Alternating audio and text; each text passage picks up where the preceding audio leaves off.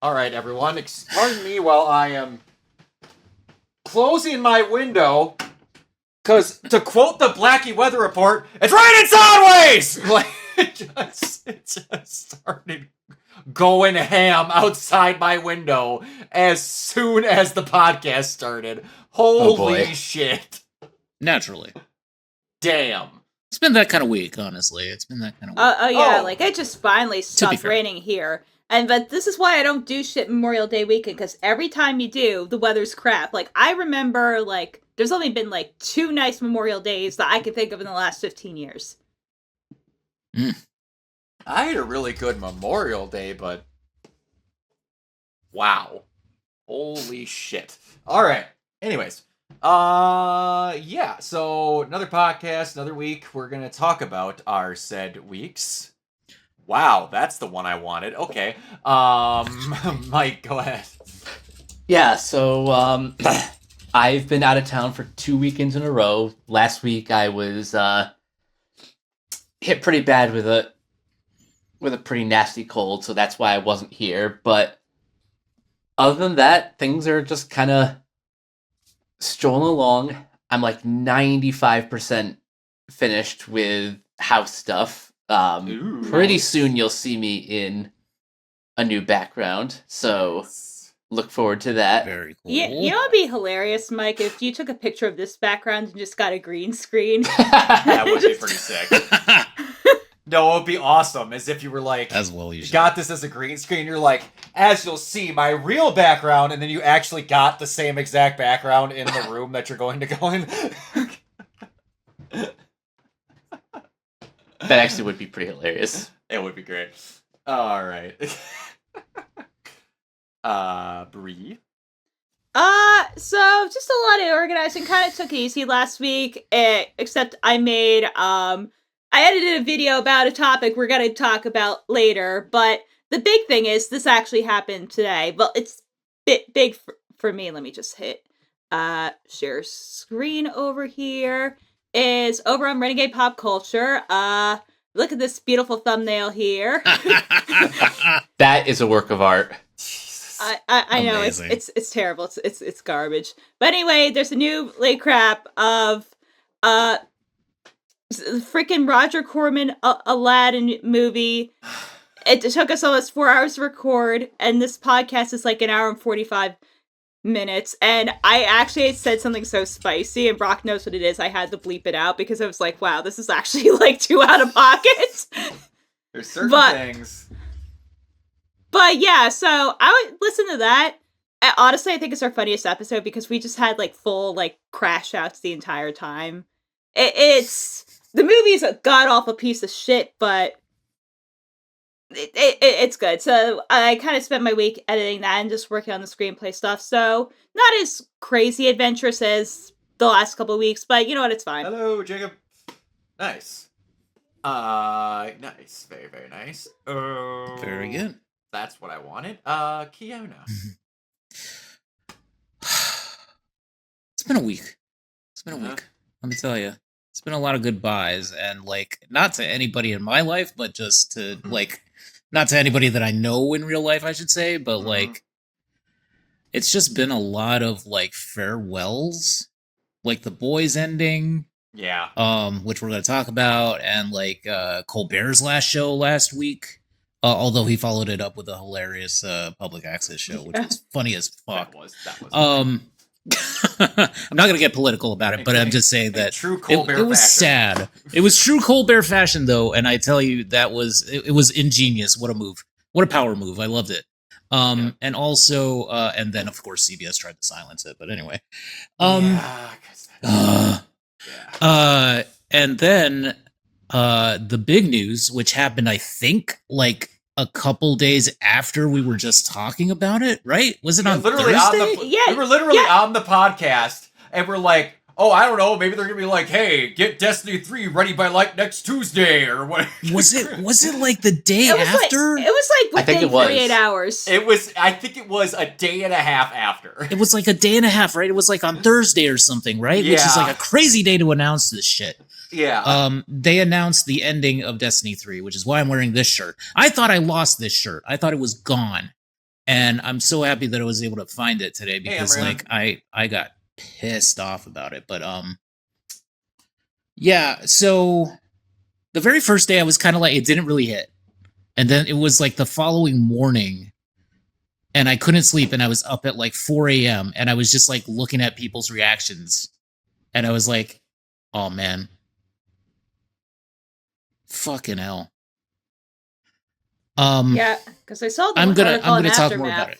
it. Yeah, I'm gonna talk more about it later. But anyway, apart from that, watching through I had seen the first season, but I'm watching through like seasons 2, 3, and 4. I'm on 4 now for Invincible. So I've been I'm going to be starting that just too. binging that so that we can hopefully do a Capes episode about it soon. But yeah, so that has been pretty much my week, and yeah, it's just been a crazy roller coaster. Yeah. Anyway, talk more about it later. Nice.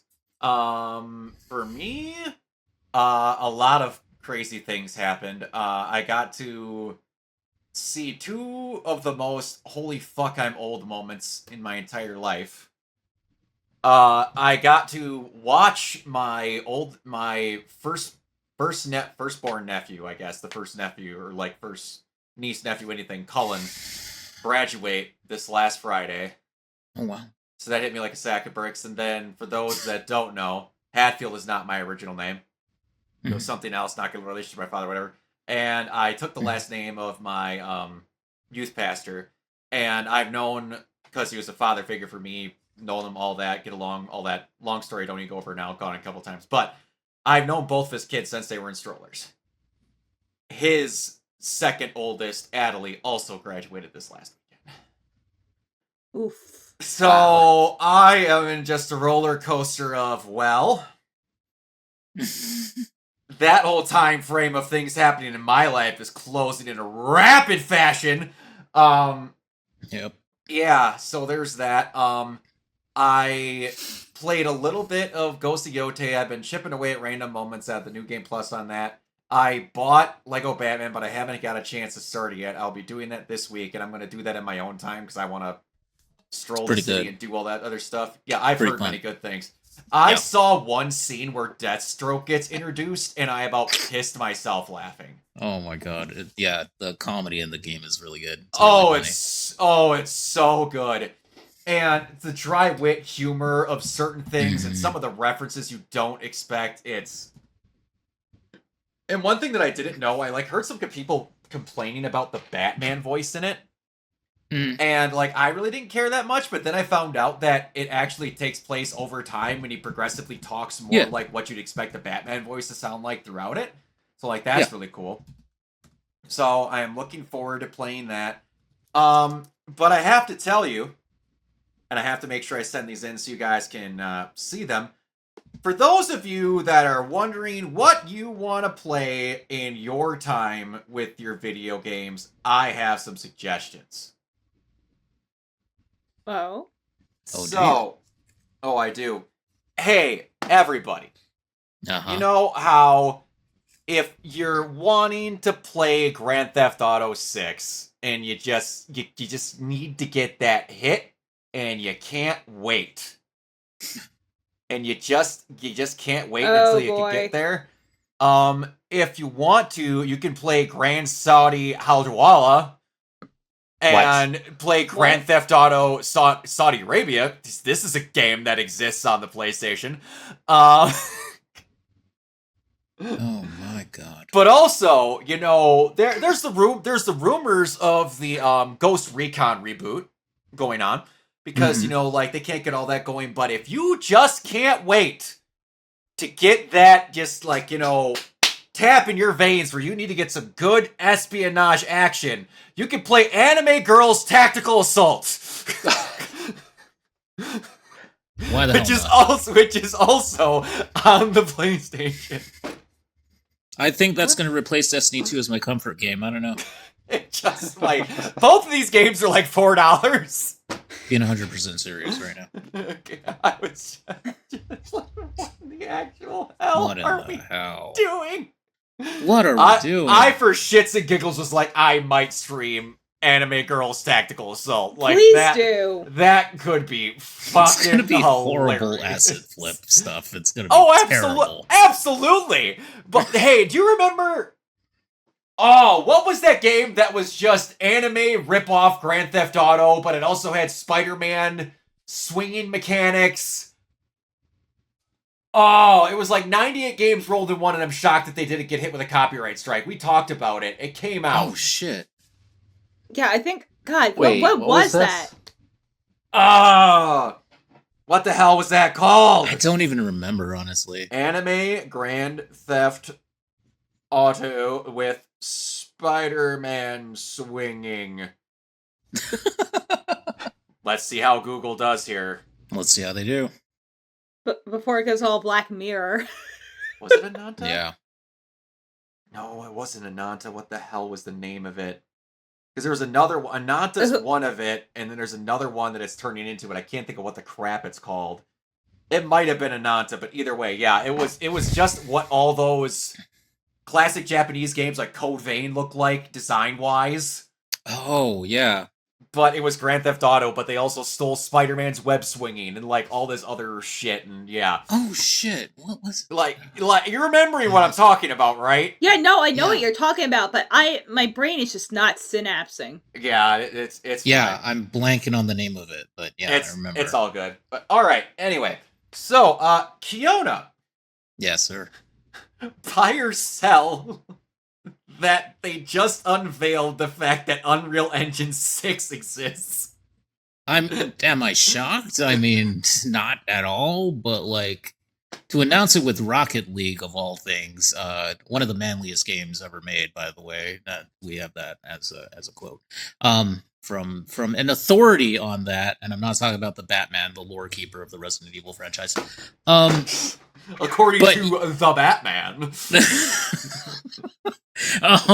We have it on authority though that it is one of the manliest games of all time. But no, I mean, is it unexpected? Absolutely not.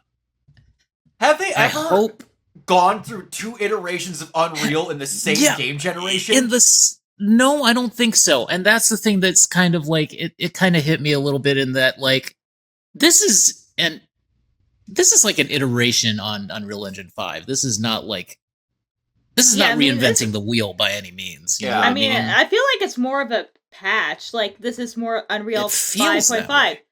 Yeah. Because Unreal Engine is about, what, 5 years old now? Yeah, they showed Unreal UE5? Engine. Yeah. They showed it with tech demos with stuff for what would basically become Forspoken. That's right. Yeah, they That's right. showed it with the PS5 on that. Like, I'm kind Yeah. of thinking this is just Unreal Engine 5, but it's easier to get a good frame rate. Maybe. Yeah, maybe it's just, you know, like I said, it's an iterative update. It's almost like they're just adjusting the engine slightly and saying that it's an entirely brand new thing. I don't think it doesn't look like, you know, there's generational shifts and things like that, right? Like you go from UE3 to UE4 to UE5. It's like you can tell that there's a difference. And in this one, it's like, okay, this just seems like prettier Unreal Engine 5. It's also like I'm going to try and Glossier. attempt to tell the difference with Rocket League. Right, exactly. You know, Like, like not a glossier super cars. real- Hooray, yeah. I've never seen that before. Not like a super realistic, hypo-realistic game, like whatever, but... Show we'll see. show it running, I don't know, like next gen Cyberpunk or whatever. Exactly. You know what I mean? Oh Yeah. my gosh, can you imagine one of the that? first game if they just were like, we're not using 5, we're gonna use 6. Alright. Exactly, Aaron. I was yeah. just saying that.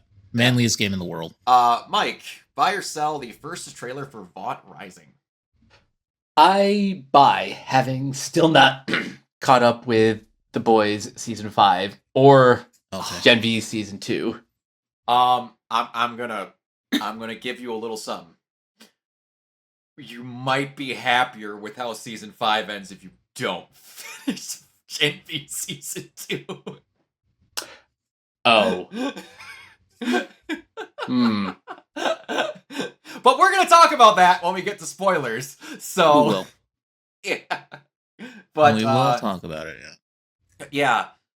the only thing that's weird, Jensen Ackles, to Mhm. me, and it's in this trailer. Now, I am as straight as an arrow, but Jensen Ackles is a beautiful man.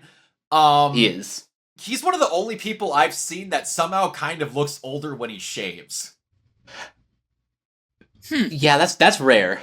So, like, that's the only thing that's kind of weird about the fact that this is supposed to take place during, like, the 70s? 60s? Yeah, I want to say like 60s or wait, 50s? Is it 50s? Is it 50s? 50s, I know I that- think. Because Vought is originally made by Germans. Yeah. Yeah, this takes place in the 50s. 50s, okay, yeah. Yeah. Okay. And That's then what I there are was some thinking. people that are like, him and Aya Cash look exactly the same. I'd hate to break it to you, Gen V doesn't make you age. Oh yeah. I know he looks the like really B1 big and for an whatever. 18-year-old, but Yeah. they're gonna show some flashbacks and whatever, but alright. Bree, buy or sell that Jason Clarke is being eyed to star in Heat 2, also starring Leonardo DiCaprio and Christian Bale. Let me just say, that set might be one of the most toxic fucking sets to ever exist. Like, Good for you!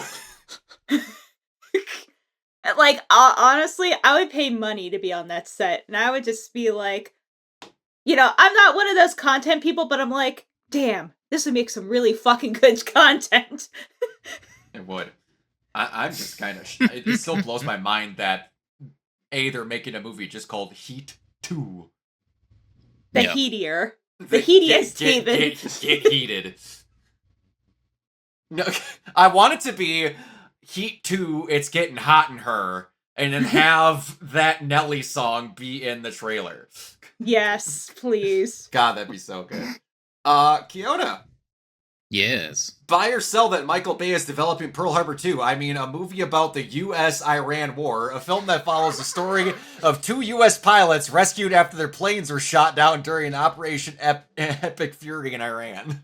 I tell you, there's gonna be some of the, best CGI American flags you even, seen. You like, it'll bring a grown man to tears. Oh, it's a movie that my folks will probably love. It's a movie that I don't ever need to see. But Keona, imagine Sell. the amounts of American women you're going to see in, like, crop tops with American flags and how much Coors Light is going to be on that screen at one time. Hooray, pass. Be the best part? Just have Post Malone there, too, just being, like, a sellout, and he being a supporting character. He would be in a Michael Bay movie. Oh, Hasn't God. Has he not been? Was it I in don't the know. Transformers movie, or am I wrong? No, that's TJ Miller. Oh my god, I feel like he would have been though. I know. I feel Had like Michael that Bay role is continued to make replaceable. Transformers films, I feel like we definitely would have gotten that. Yeah. Yeah, Also we would have Pitbull, definitely. probably. We would have definitely. Hey. He would either be a human I or would've he would took be another Pitbull. racially insensitive transformer. Oh, jeez. All right. Hey, Mike. Buy or sell that Barnes & Noble CEO says he has no problem selling AI-generated books. So long as the AI-written book says it's AI-written and it isn't ripping off someone else and the customer wants to buy it, then we'll stock them.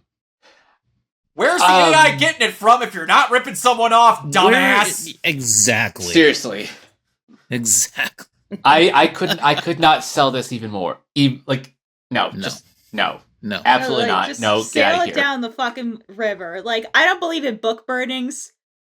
However, Like, if this is possible, I should be able to sell fan fiction. yes. Right? Yeah. Yeah. Because that's no. what this is. Yeah. That's what it is. It's iterative Yeah. fan fiction fed through a randomizer and then printed out. Yep. Pretty Pretty much. much. Making so much good money. All right, we've got a couple of dumb shit things to go through here, so I'm gonna let this one go first, because oh boy, am I gonna Enjoy. fucking go off on one when I get to mine. Oh, okay. Oh, can I play the sound? Can we play our beautiful new addition Do it. to our Oh, sound? God. Everyone in Oh, the dear comments, guess what you think this noise is. Go on. Oh, I thought you were gonna play it. Oh no, just guess this sound. I was waiting for it. I was just building up the dramatic tension.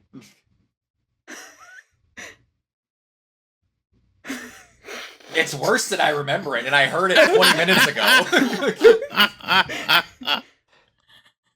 All right, go on about your stupid thing. Bree, do you want to start? Because you're the one who edited that video. Oh, Jigglypuff scene yes. from above.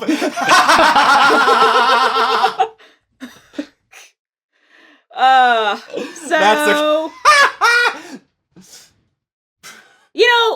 Brock, let me just ponder you a question. Do you think you were smart when you were a teenager, or were you a dumbass? It depends about what. But overall, say you're a teenager, you say you'd be like a fucking dumbass, right? But occasionally, you would be right about something. Occasionally. So, for me, that one thing when I was a teenager was fucking fandoms. Like, other than me and my few friends on Bleach Wiki, which was an isolated thing, I didn't really fuck with larger fandoms. I still don't. I think it's, like, the worst parts of organized religion, but with, like, that's somehow stupider. You're not wrong. I don't like it. To me, it's just so foreign. And me and Mike, this is how me and Mike met, by the way. This is like our origin story. I was like unwittingly put into like a Twitter group chat for like animation fans. And half the time I was like, what the fuck is happening? But Mike was a normal human being. He's like, hey, you're cool. But Come that whole bitch about that over here. Yeah, basically. But yeah, that whole group chat was fucking weird. And it's like, it was such an out-of-body experience for me. Like, I can't imagine operating that way all the time. But the reason I bring this up is, as bad as it was then, it's gotten fucking worse. Oh, Yeah. so much worse. Oh, it has. Pretty much everything that you hear about Glitch Productions is A, not the least bit true, and B, is like it's coming from just the worst side of fandom. Oh, yeah. Oh, yeah. The worst side of the fandom, which is the smaller side of the fandom, but also the loudest part of the fandom. Exactly. But this is why I think I've been spending a whole lot less time on Twitter, and not just because it's literally removed from my phone. So I don't get to see it during the day, which is good, because if I did, I would probably go insane. You want to have a good time? Reinstall Twitter and only follow animal Twitters. It is genuinely some of the funniest shit I've seen in my entire life. Fake profiles posing as animals beefing with each other, and I piss myself laughing some days reading it. It is my copium I need to deal with the treaches that I go through to find shit for this. No, but but here's like the thing is like none of this is like new, because this kind of goes up to the thing that I know you're gonna go off later on, Brock. Yep. But like the first instance of like a creator in like the fandom space, being treated like shit and just devolving into chaos was probably Taito Kubo, the author of Bleach, back in like, I would say this specific incident was like around like 2014, 2015-ish. But anyway, the Kubo's account that's there now is not his original account. It's the one run by like his management team, and like any Bleach related questions is behind a paywall now if you want to ask him directly. And frankly, I don't blame him, because he can hire, like, actual mods to moderate, his fucking website. But the main reason, among many reasons, other than, him getting constantly harassed by fans, and, like, to the point where... Fans. Yeah, fans. To the point where... And it was mostly shipping bullshit from what I remember. And also the size of the breasts of his characters, for the most part. Yeah. And I remember, like, one post, like, people were bitching like, oh, I don't like Orihime. It's like, well, he didn't say it like this, but he's like, bitch, I'll put her in fucking more. Just fucking try me, man. He's that kind of guy. But anyway, I think the incident that caused him to delete his account is that someone, because the thing of like Taisho Kubo specifically is like a lot of mangaka hide their face or like use an alias. You can find his real name and his face. Like he's never really hidden that. And I think probably because his dad was a local politician, they figured, oh, like, well, most people probably know who I am anyway, so like whatevs. But I guess it was like Japanese. I think it was mostly like Japanese fans in this specific instance. Surprisingly, not American fans. I know I was just as shocked as you were. Oh, don't worry, we got that on the other end coming. Don't worry. Yeah. But yeah, they sent him like a porn actor that like looked like him and like just like really like sexually like disgusting things. And he was like, nope, fuck that. But here's the thing. So that was like 12 plus years ago at this point. Imagine it is now. And then, in your point, imagine if it's a woman, because that's what happened to Gooseworks and also to to Kay. But we'll get to Kay to when we get to her. But yeah, hey Pringle. It's funny that every time this has happened in recent memory, it's usually if a female and or queer creator, like every damn time. But I think the main thing that kind of really set off like the domino effect of, because if you looked at YouTube over the weekend, there are a lot of these types of videos to the point that Moist Critical made a video on it. That's how bad this got. Yep. And he's not even a fan of the Amazing Digital Circus, but he has seen the stuff that people are saying, and he's like, okay, I gotta say something. But that's bad. Like, so the Amazing Digital Circus has gone to like that bad fan level of infamy that it's like, because the only other like major animated show I think he talks about is like Invincible. So like it's that level of like infamy now. But did we have the screenshot from last week of like what Gooseworks said? Because that specific Blue Sky post is kind of what really sort of set shit off after the Twitter Let post. me see if I can find it. If we do, I don't have it.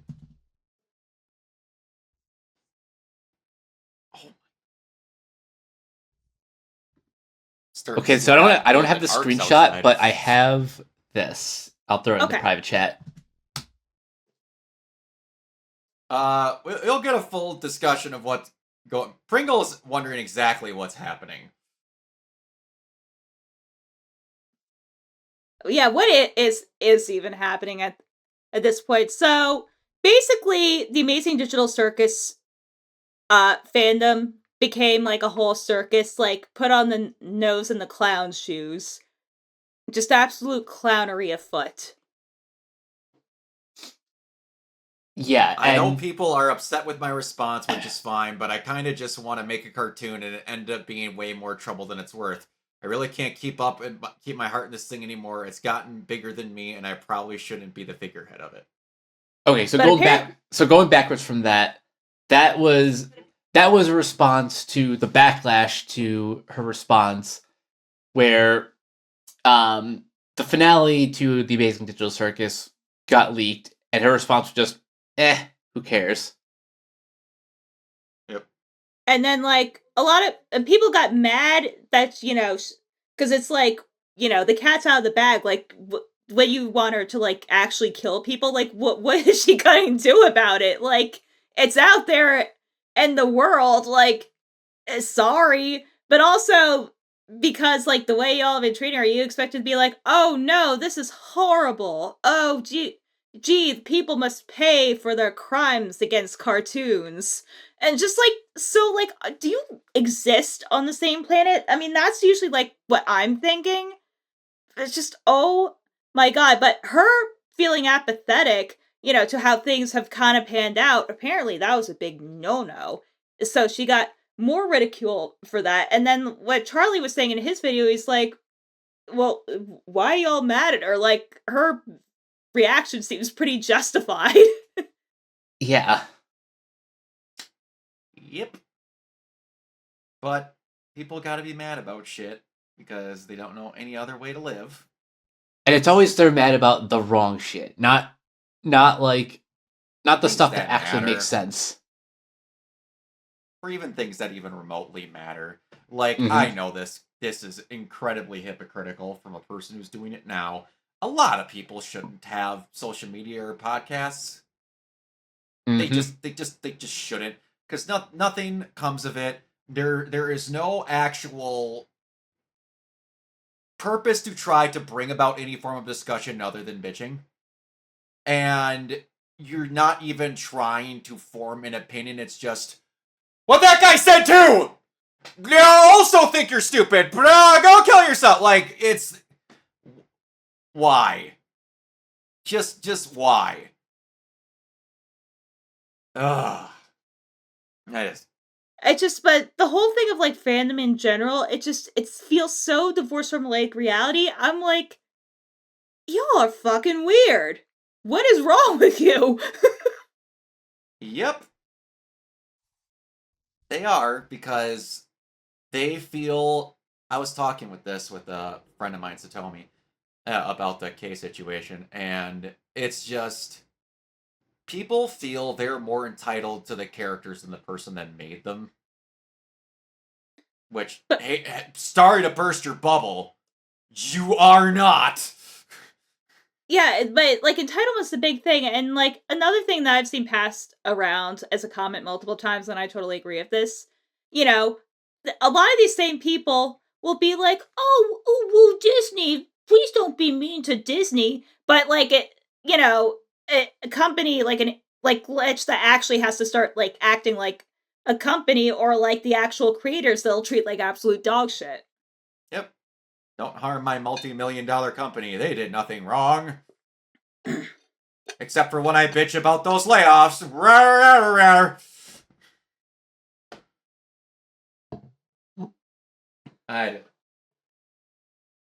Yeah. You got anything else on this? Fandom was a mistake. It was. It really, really was. Mm-hmm. Okay, everyone. I am going to show you a picture. That's all I'm going to do. That's all I'm going to do. And I know what picture it's going to be. I'm going to show a single picture, and you tell me if you think it was worth calling someone a racist. I know what picture it's going to be.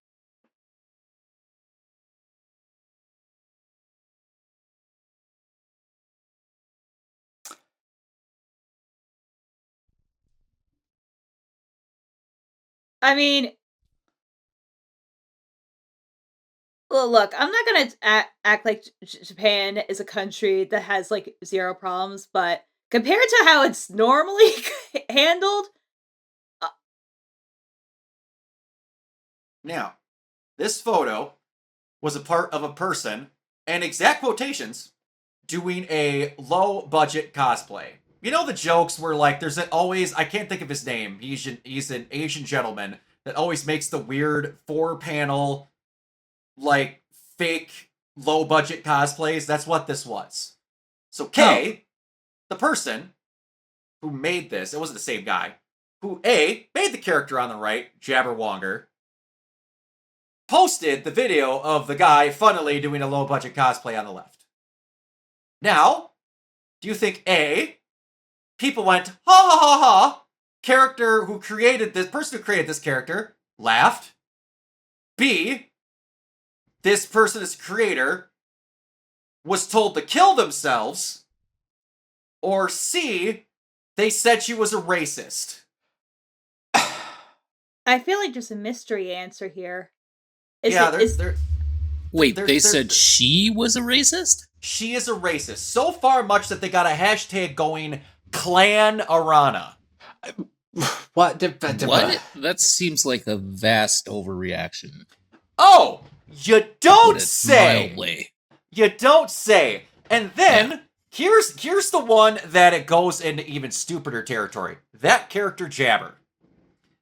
So he's a light-skinned gentleman that has never been confirmed to be 100% African-American. This is also a world where those things don't exist. This is something we need to realize in fake worlds in anime, that Africa doesn't exist, that Japan doesn't exist. People are just colors. But here's, like, the thing, too. like, he could just be, like, a light-skinned dude, but they also aren't there, like, 2 characters that are, like, definitely black? I'm going to get to that, because they have nothing to do with this. I'm talking about the hypocrisy, where this starts and how it ended. Jabber. Light-skinned fellow. All of these coming from black individuals, not white people. And I'm prefacing that from all the responses I saw, because they said a lot of words that white people don't say. Just gonna throw that there. That, Jabber doesn't, and this is from the start to where we're gonna get here. Jabber ain't black, blah, blah, blah, skin tone, this, that, the other thing.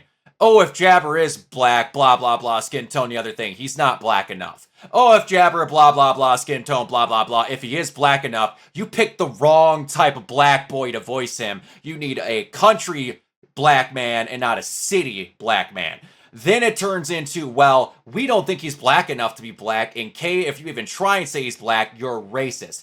But if you don't say he's black, you're also a racist, because you're taking black characters away from the show that we ourselves, even though we did not create said character, think it's black. So if you say it isn't, you're a fucking racist. So that's the spin in like a year of this character being fully colored being on screen. So now it started ratcheting towards he's light-skinned, not black, was the whatever as it got toward the end here. So this Asian fellow here, don't know the exact whatever splinter off that it is, did this low-budget cosplay, and Kay thought it was funny and she posted it. It's racially insensitive. She's a fucking racist. Clan Urana starts going on, and she needs to apologize, and she needs to add more black characters to make up for this racism. This, Kay, being the same person who has said multiple times, A, because of Japanese culture and of her own preference, because of just mixing up and things in Japan, didn't want to use gendered pronouns. So then, the fandom went, ha! She's one of ours! She's non-binary! And then Kay went, no, I'm not. I'm a woman, I identify as a woman, I just don't like using gendered pronouns.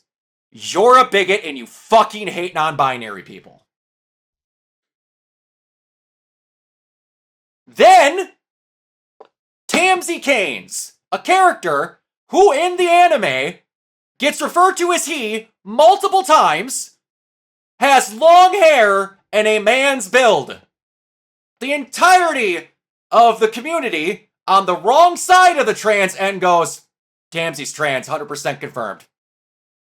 Kay goes, no, he's not. I made the character, he's not trans. You're a fucking bigot and you hate the LGBTQ. I'm not reading your manga anymore.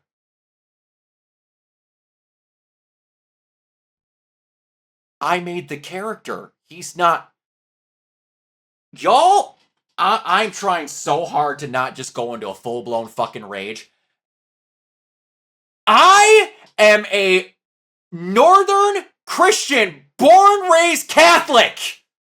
And I have less problems with representation in this shit than the people that claim to want it! All of you, trans, lesbian, I don't care what end of the spectrum you sit on. I don't give a rat's ass what you are. As long as you are a good person, you can be a good person. I don't care what your fucking label is. If the most important thing in your life is that label, then 9 times out of 10, you're a piece of shit person because you use it to make fun of other people, to make and get your way because there's nothing else interesting about you. Just had to get that out of the way because 9 times out of 10, it's you fucking people that are causing these fucking problems because you don't have a personality otherwise outside of what you identify as. Now, we have these creators that are not going to want to introduce any of these types of characters into their manga because they don't want to deal with you fucking people. Therefore, you're doing the exact opposite of what you want. You're not going to get representation if you go out and say, well, you don't have enough trans people in it, so I can't watch it. I would hate to break it to you people, but there is a good amount of media and music that I listen to that is predominantly black and Korean. Does that mean I should just say, you know, you need to have a lot more white rappers and white people in K-pop, otherwise I'm not going to listen to it, and you're racist if you don't put them in there? Or is that stupid and unbelievably dumb to think that, you know what, I'm only going to like that character if they're exactly like me, have the same gender as me, want to fuck the exact same things as me, and have the same exact religion as me. Hey, I thought there was this magical movement by most of these people that claim they want diversity to have, I don't know, what's the word? Diversity! But no, when it comes down to it, they go, I want diversity as long as that form of diversity is the diversity that's me and me alone. And you know what? This actually kind of ties back to Circus and the greater issue of fandom, is that so many of these people like project themselves onto these characters, and I feel like that's where a lot of this conflict happens. Oh, and 100%! And I'm like, if you want characters like you, I don't know. Go create them! Right? Exactly. I mean, that's what I did. Them. Like, I'm writing, like, a gay fairy tale movie, because that's not really a thing. I'm like, well, instead of, like, you know, whining about Disney, oh, the first blah, blah, blah gay character, but we're cutting it out of the Saudi Arabia Middle East release, I'm like, okay, I'll just fucking do it myself, Thanos style. Yep. And here's the shit that I'm talking about with entitlement. As soon as it loads. Oh boy, does this thing hate me as soon as it loads. Entitled posters started trending after saying that the artist should just do what fans want. The artist should just work her arts and let the fans do the rest. If the fans say that her character is trans or gay, then it's the artist's works to make them that way the fans want. You don't have to say fuck you. Like, seriously, fuck every type of person. Like, unless you're paying for a commission, no. Are you paying her? Probably half of you are fucking pirating the manga. So yeah. And they also, that was another thing, they also bitched at her because a guy asked on a Reddit if he thought it was wrong to pirate her manga, and that there is a Reddit hugely pirating their manga on a weekly basis. And she said, can you please stop that? It's my livelihood. And they said, quote unquote, like, what answer were they expecting from her? Quote unquote, this greedy bitch doesn't want us to pirate her manga, so I'm not going to read it at all. But it's not even her. Like, what do you think her publisher said? Oh, yes, okay. You know, what is this, Kodansha or like Shueisha or like whatever? Sure, let's tell people not to buy our stuff and like, you know, support our bottom line. Yes, tell them that piracy's okay. Even though in Japan that is big no-no. Exactly. She did try and make it more accessible. And then, her graffiti artist, who also helps draw on there, who did drawing for extra people for free on Twitter. Guess I'll delete it too. It's not even funny anymore. No matter how much I share all sorts of stuff on here, there's no one to actually appreciate it. There's no need to report it either. The people you're meant to meet, you'll meet in the places you're supposed to. Definitely. He's saying, I will touch grass. Exactly. All right. X Chaos is on the rise. I've decided getting out of the way of getting my creative work. So here I am. I bid farewell. Catch you somewhere else. Oh, that's a different one. Hold on. And here is an animator that works on Gacha Yakuta. Go fuck yourselves, you weird-ass Gacha Yakuta fans. Kei is an awesome mangaka who has kind of interacted with their fandom so much. But you weirdos all ruined it with your constant harassing over gender, sexual stuff, and stealing her art and then calling it your own, and then selling your OCs on Amazon with her watermarks when she told you guys to not fucking do it because she knew you were going to fucking do that. Keep your trans BS to yourself. Stop trying to force it on other people just because she disagreed with you with things you're all pushing Western fans as usual doesn't make her a hater of it. Fucking hell, I hate Western fans so fucking much. It's a stupid bullshit being spread these days. Stop calling everything racist, or for fuck's sake, my god, you people are pathetic as fuck. Now, we're gonna go back to the king when he said it himself. Kubo recently had some advice for up-and-coming artists that might surprise those trying to find in a digital age, as he doesn't believe in posting your work on social media is the way to go. I don't think that's good to be getting instant reactions from people. If you get positive feedback, you'll be satisfied and lose your hunger. And if you get negative feedback, you'll smooth down the edges of your work and you'll lose what you were trying to go for in the first place. I think that your hunger and initial motivation are extremely important in you as a manga artist, and if you lose those things, your cores early on, it's hard to find them again. Good advice. Y'all? The only thing that I dislike about that statement is when he said, get off your trans BS or whatever. Like, don't blame everybody for that, though. Keona, That's the only thing that I dislike. I get that, but they're on the talking surface to the people level where they know what it means. Right, yes. But saying that to the people that are actually, like, pushing that agenda, which I, obviously, like, I just feel like I wouldn't have said that. But but in terms of, like, with him defending the artist and everything, yes, I agree. That's all I'll say. That's the thing where, though, when you say agenda, she doesn't mean actual trans people. No, that's what I'm saying. That's why that, I like, mean yeah, when you say agenda, right. She said it very much as agenda versus ideology. Yes, it is agenda versus, like, the personhood of the person. Because so, yes. The person who was been bitching me about with this the most is one of my best friends, Satomi, who is trans. Yes. And it's the most I'm not pissed saying of this you. on everybody. No, I get that. I'm not saying you. I get that. That's why when people say it certain ways, when they say agenda, that's when people that mean it that way versus correct. Fuck all trans people, which is different. No, which is not what they're saying. Yeah. I understood that. that. It just can be misconstrued if you're not careful with your wording. But yeah, anyway. But I'm not saying that he's or that they are saying that, whatever. No, I get but that. Yes, I totally understand the perspective there. It's just one of those things where, for the love of God, if you want people to love the thing that you are, don't try to force it onto something that's not. Precisely. Stop it. And then don't bitch at people when they say that's not the thing they were doing, just because, hey, again, straight male Christian, I'm not going to date a gay person. That doesn't mean that I'm homophobic. This is the line I feel. Not. This is the line I feel that never gets addressed. If you say blank thing is not gay, that means you hate gay people. If you say blank character is not trans, that means you're transphobic. That line has become the absolute now, and that is the thing that's ruining everything. If you don't make something, now you hate it.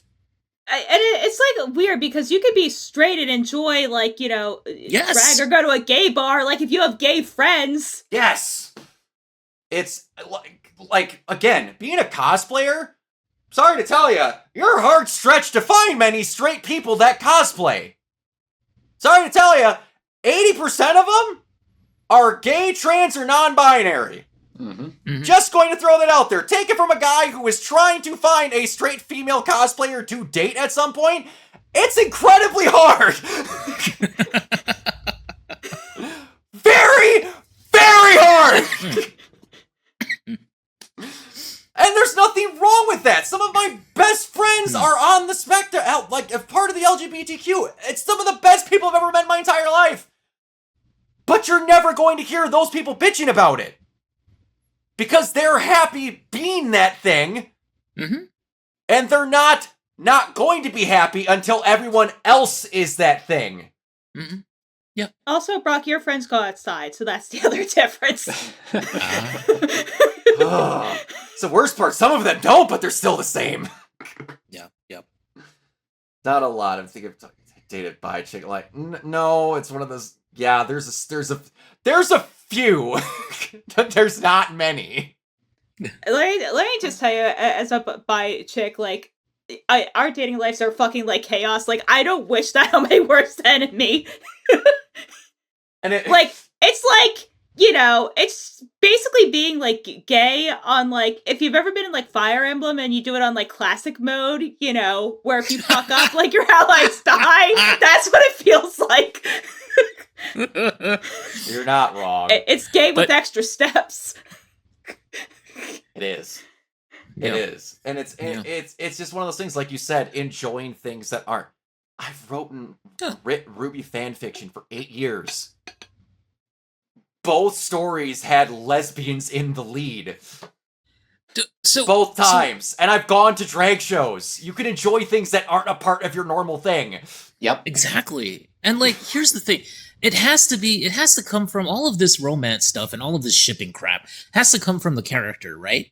It has to come from like the characters themselves and the writing and like, you know, it doesn't even have to be that. It could literally just be a still image. I will tell you, 95% of all discourse is fucking shipping. I've been in the trenches since I was 15 years old. I know what I am talking about.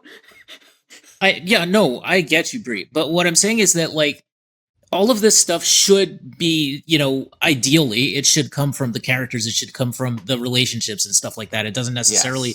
It doesn't have to come from like the way that you are perceiving it because you're inputting your own identity, whatever, into the characters themselves and stuff like that. Like you're making them you, but they're not you. They exist separately from who you are as a person and stuff like that. So it's like, I don't know. I find it exhausting. But here's the thing. Here's the part where the switch doesn't happen.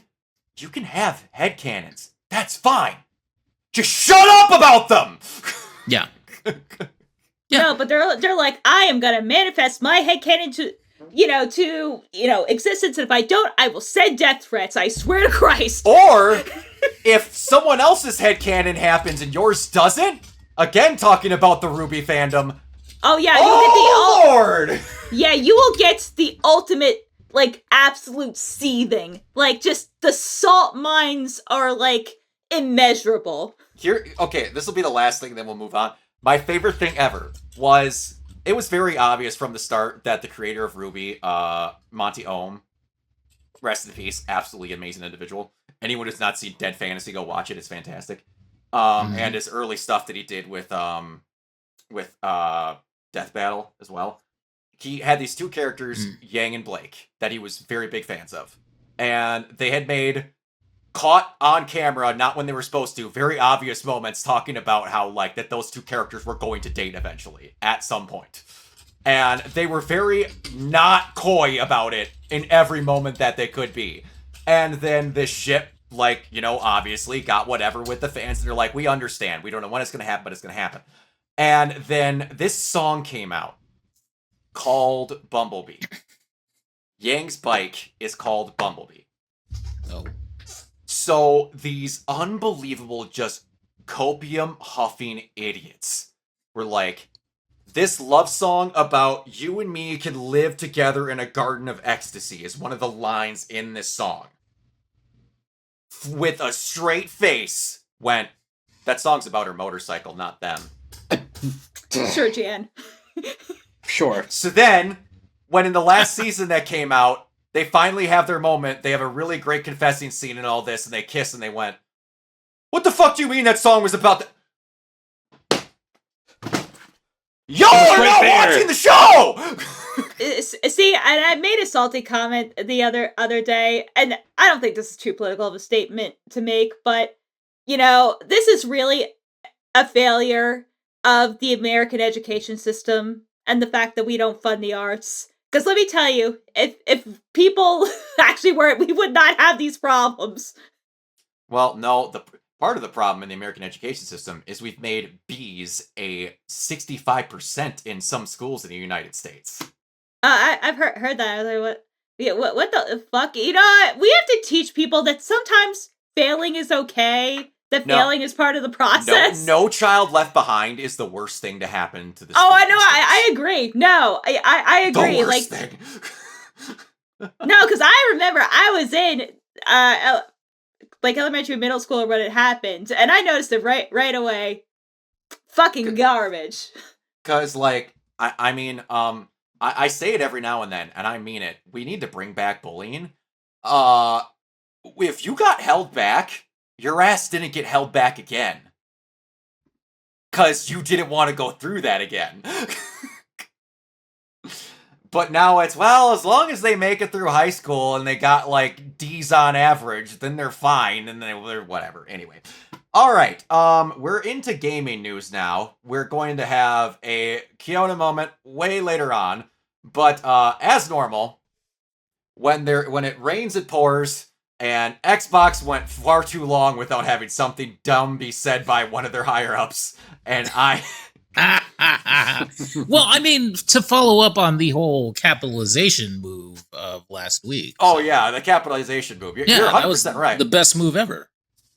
Okay. Xbox just What hired a did he new say? chief of strategy. Here's his commentary on Xbox exclusive. Xbox, which has never held more than a third of the console market, but usually ranges between a 10th and a 6th, also explains why there's no such focus on focus on cross-platform publishing. Most players on other devices, including PC, and it's no longer reasonable to bet you can attract them to yours. At least not tens of millions.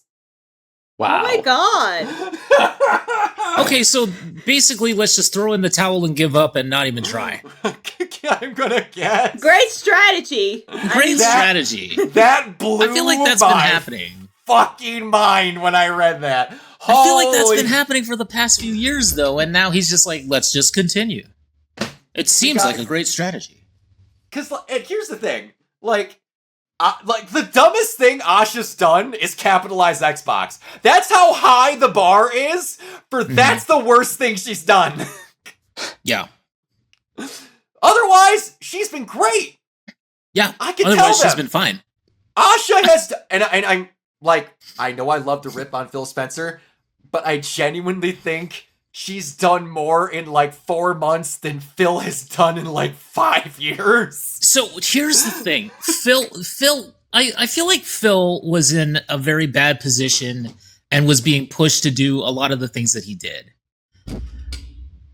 But I do think that he does also hold a lot of the responsibility of doing them in the first place, in the last place as well. But like, so I think what she did was she watched this very carefully, especially going into it. And he probably told her. He was probably like, you know what? You're coming in. I'm on my way out. Like, do this. Like, you know, Yeah. I mean, I'm not saying that she was a puppet by any means, but I'm just saying that like she watched it, she learned from this experience, and she's at least smart enough to capitalize on that fact. But Yep. this guy coming out and saying this stuff, he's from what is he from? What is he from? Do we know? He was one of their. I can't remember the guy's name, but he's one of her former AI co-pilot, whatever. So he's one of the guys that she brought in as like her, like one of her team. That is now their chief strategy officer. Oh boy, what a strategy. You know, I mean, like, and then he's lumping it. He's also like he's pitting them against PC players and stuff like that as well, which is like, you know, I mean, I kind of gave up on Xbox because of the fact that I You have a can get all the PC. stuff on PC. Yeah. I don't know, man. I just think he's just. It is going to What be an- a really great what an Xbox idiotic showcase thing in to next say. week. Oh yeah, that's going to be interesting. We should stream it. I'm tempted. Honestly, I'm tempted to stream that. I'm really tempted. Look, the last one was surprisingly good. Like, yeah. they had some good stuff shown. Absolutely. But What else? boy, oh boy, chief But, like, strategist, huh? Well, it's gotten to the point of where Yeek. your shareholders are in charge now, and you're going to tell the shareholders, Yeah. we're taking back Forza, even though it sold 3 million copies on PlayStation. You're going to what? Yeah. Huh? Like, no, you ain't. It just seems like, you know, they're stuck in this weird limbo state. It's kind of like where they're almost a third-party publisher at this point. They just refuse to give up on the console. They just refuse to give up on the console, and it's like, you guys better have a better strategy in place than this. You know what I mean? And the worst part about them is someone's already making their console. Jesus Christ. Yeah. So, Yeah, I mean, talk about showing your hands. Like, Yeah. jeez. yeah. And then there's rumors of the Xbox tryhards trying to say that Xbox is going to not have Steam on their thing and they're going to skip Steam releases, and I'm like, you're a fucking idiot. Because first of all, if they did that, no one would fucking No buy one an would buy it. Xbox. No Umbreon, way. what are you gonna say? That's the worst part about this. You can say, curious. "Oh, get this," and then type for like an hour and a half, and then the message finally Mhm. comes. Mhm. All right, Ubisoft is officially facing their worst financial crisis ever. Ubisoft has reportedly recorded a 1.3 billion operating loss, marking the biggest financial hit in the company's history. Multiple game cancellations, project delays, studio restructuring, and underperforming releases have pushed the publisher into what they call its darkest era yet. The company has already canceled several games, cut jobs across studios, and delayed its profitability goals until at least 2028. Whoa. Despite betting heavily on future releases like Assassin's Creed Black Flag Resynced, many games are now questioning whether Ubisoft can truly recover from the collapse. Well, So I have a question to ask you, Keona. yeah.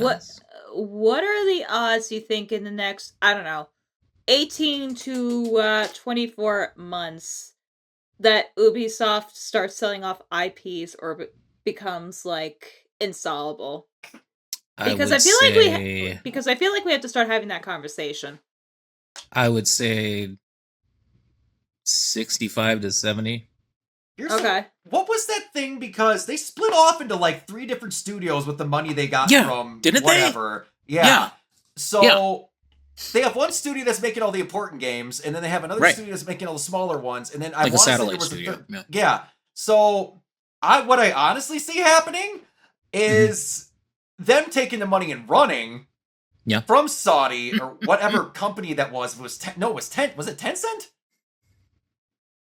I think it was Tencent. But I could see them taking the money and running, and then Tencent just the entire thing, or they are the one that starts selling the shit off. Oh yeah, Tencent's not afraid to sell shit off that they don't need after they tried to make themselves up for a sale before. And Keona, I know you're excited about. I know you're excited about this.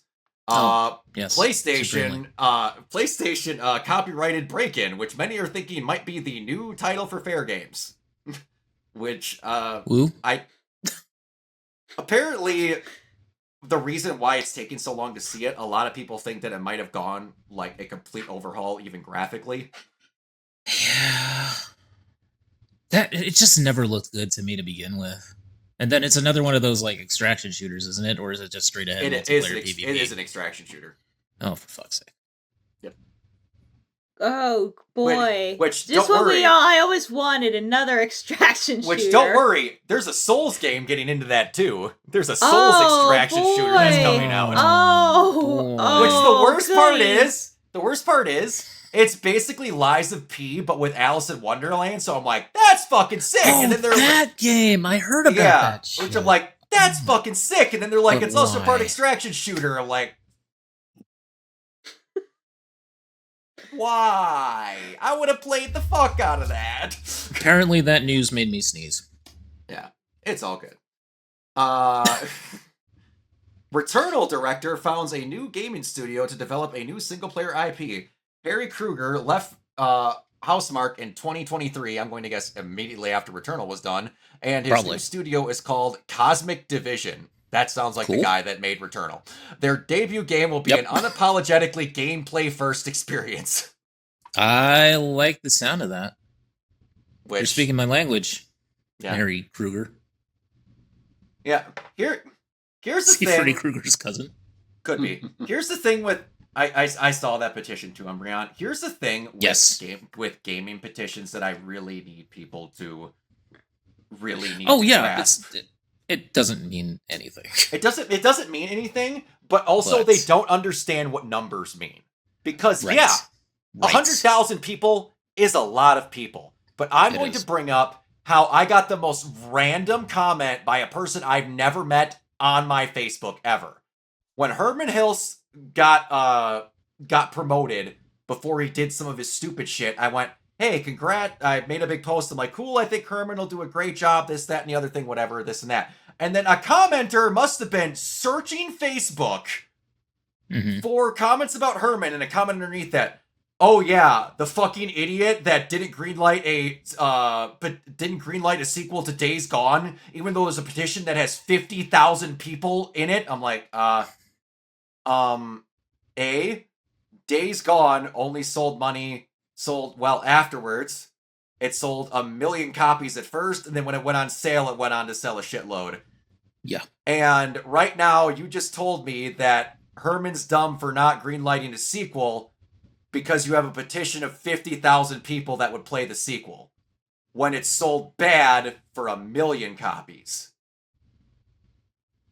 People don't get how numbers work. They really don't. Yes. Yeah. You could No, I have agree. 500,000 people sign that petition for Bungie. It's still not going to clear how much they need for them to get a new one made. Right. That's what Yes. sucks. That's the reality. The only good thing that will happen because of that petition is the fact that the devs will see that, and they'll know that there are however hundreds of thousands of people that really do love and appreciate their work. Yeah, because that's the best thing about it. And maybe somebody at Sony will see that and take note of the fact that, hey, there's maybe a potential audience for this. Maybe. That is about all the good that could possibly happen. It might not be a Destiny 3. No. But maybe a Destiny something. Make a single-player, story-driven Destiny game. I'd buy the fuck out of that. But anyway, I'm going to get water. We are at the end of the gaming stream, and Keona has been given the floor for however he wants. I will be back. I need to get some water. Okay. So... There he is. All right. There it is. There's my favorite thing, the Cody. It still makes me laugh. So Bungie released a statement, as we all know, as of about last week, Thursday, I believe, which is usually when the twit or the twom or whatever we're calling it, this week at Bungie or this week at Destiny, whatever. And it reads: for almost 12 years, we have had the joy and honor to explore the Destiny universe with you all. Through all the ups and downs, surprises and triumphs, building Destiny alongside our players has been a monumental privilege. While our love for Destiny 2 has not changed, it has become clear that after the final shape, and after the Edge of Fate, and after Renegades, we have reached the time for our shared worlds and Destiny to live beyond Destiny 2. As our focus turns towards a new beginning for Bungie, we will begin work incubating our next games. To that end, on June 9, 2026, we will release the final live service content update for Destiny 2 to begin that new journey as a studio. Though active development may be concluding, we will ensure that Destiny 2 remains playable just as the original Destiny is today. Many changes in this final update will aim to ensure that Destiny is a welcoming place for players to return to. We're proud of Destiny 2, the places it took us, and the legacy it has created. Because of you all, our universe is vast, built on years of shared stories, adventures, and victories. From the Cosmodrome to the Pale Heart to the Lawless Frontier, we have forged lifelong memories and friendships with you all. We are incredibly grateful to everyone who made that journey with us. From the deepest part of our hearts, thank you, and we'll see you in the stars. Per Audacia ad Astra. Bloomberg has also announced that Bungie is planning a significant number of layoffs as it ends development on Destiny 2. They are focusing on Marathon rather than making Destiny 3. Bungie is pitching new projects, of which Destiny 3 was included, but nothing has been greenlit. Bungie has also announced that it's ending updates for Destiny 2 to focus on developing new games. That I'm a fan of. They are so essentially this is it. This is lights out. Yeah. This is putting the game into maintenance mode, and yeah. Like I said, I'm wearing the shirt tonight. I'm wearing the 4Cade shirt. Cade, of course, being Cade 6, who is a major character in the game, who has been killed off and then was revived briefly for the final shape, and that was kind of the send-off. Should have probably been the send-off for Destiny 2 as a whole, and maybe at that point they should have maybe started focusing on Destiny 3. But yeah, mixed emotions to say the least. A lot of things hit differently now. Going back and playing through the game and hearing some of the dialogue and stuff, it just hits different. And this is not the first time that I've been a fan of a franchise that has sort of died, or that has sort of just, or characters even that have been shuffled off. and barely seen after the fact. Characters that I love very much. So like I said, to see this happen in a week that saw the farewells of certain shows and certain like entertainers and stuff, and then this happened, it was a 3-for-1 for me last week. I'm trying to get my thoughts together, but like it's so goddamn weird because it feels like I'm losing something even though I'm not. And but I mean I sort of am, because Destiny for me has always been my comfort game. This is the game that got me through times when I was pissed off at myself, pissed off at the world, pissed off at everything, pissed off at my family. And like this game was there to be in a way a stabilizing force. And it's not a perfect game, and it will never be a perfect game, especially now. But like, and Bungie is by no means a perfect studio. We all know what happened with the marathon thing, with the art theft and everything. And by no means have they done a fantastic job with the game itself. Like, there have been missteps. I feel like the whole vanilla Destiny 2 experience was a misstep. Us getting our loot sunsetted and not having weapons carry over from Destiny 1, that was rough. That was weird. That was tough as shit, man. Like, I felt like, I remember, like, okay, so, God, the memories are fuzzy now because it's been, like, so long. It's been almost 10 years. Like 9 years ago, I remember having Gallarhorn, which was one of the best rocket launchers in the game. It was the biggest DPS weapon in the entire game. It was the biggest DPS weapon, especially in Destiny 1, and it was hard to get. And I remember, like, I was one of those people, I didn't have a raid crew at the time, so I could never get it from the raid. But where I got it from was the fact that they had it as a quest later on. So yes, some people might say that's the easy way out. However, I did not have a crew. So therefore, you know, what am I going to do? Solo the raid? I wasn't that good. I got it from the prison when you go down and get the chests. That's how I got the one. And then when you went into Destiny 2, they nerfed the shit out of the Gallarhorn if you had him at all. And then when they made that quest, gone. Yeah, it was gone. They sunsetted at first. Oh yeah. And then if you got, then they gave it to you. Period. Then it sucked. And then they gave you that mission to assemble it as a part of that thing, and then they're like... The Grasp of Avarice thing, yeah. Now all of a sudden it's cool again, and then it did damage, and then they nerfed the fuck out of it again. Mm-hmm. Yeah, I mean, that was how it was with the game. Like I said, it was very much like... It was so hit or miss at times. You know what I mean? Mm-hmm. Like, it was so hit or miss. I'm talking, you know, even though, like, I've taken a lot of breaks in between, but I was an alpha player for Destiny 1. So, like, so was as soon as they announced it, because it was Bungie, because they were coming off Halo, and because, like, at the time, you know, I was just looking for a game, and it seemed interesting to me. So for me, it was like, it was a game that I've known since the beginning.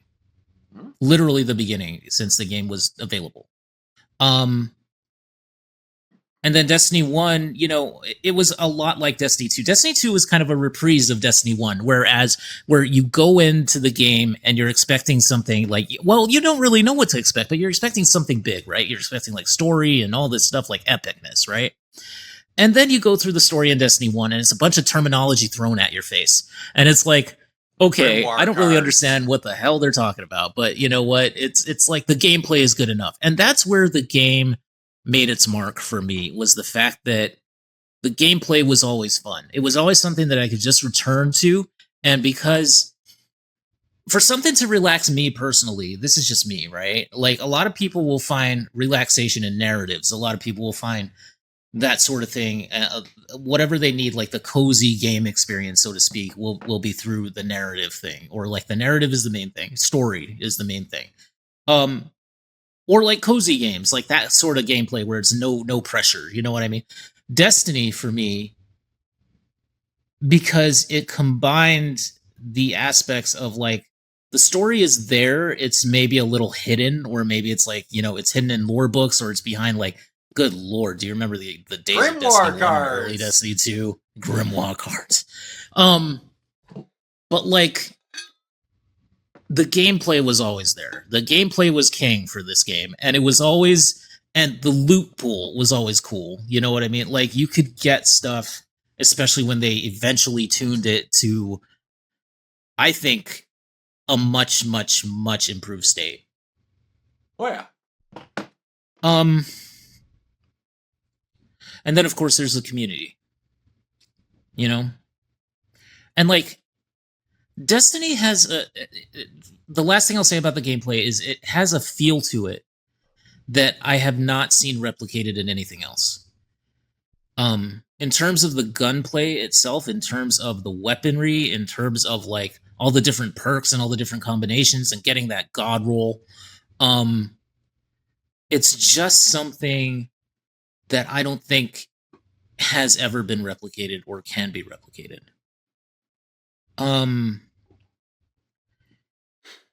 The closest She agrees. The closest thing, yes, Umbreon. The closest thing that I will say that comes to it is, I think, Mass Effect.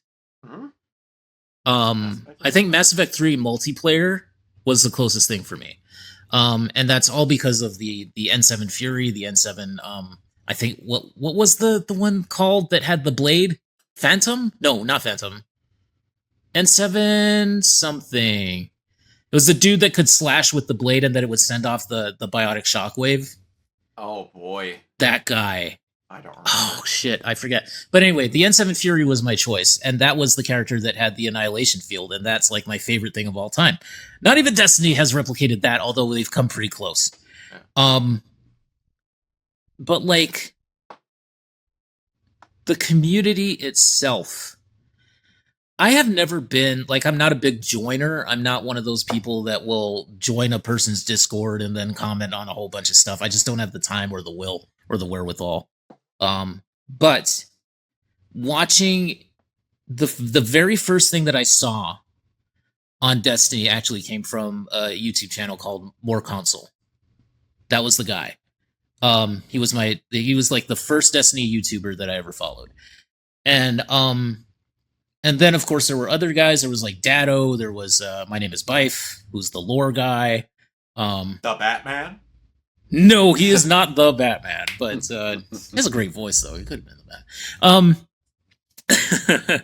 Bife is awesome. He's like he is literally the lore daddy of Destiny. He's amazing. And like all of his videos and stuff I just love. I enjoy the living crap out of him. His voice sounds so like radio ready and stuff like that. And then like I saw him the one time and I was like, that is not who I expected.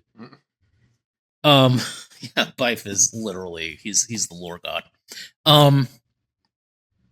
Yeah, I mean he made a video about this too, where he was just like, you know, it's sad. It's like losing it's losing some place that you can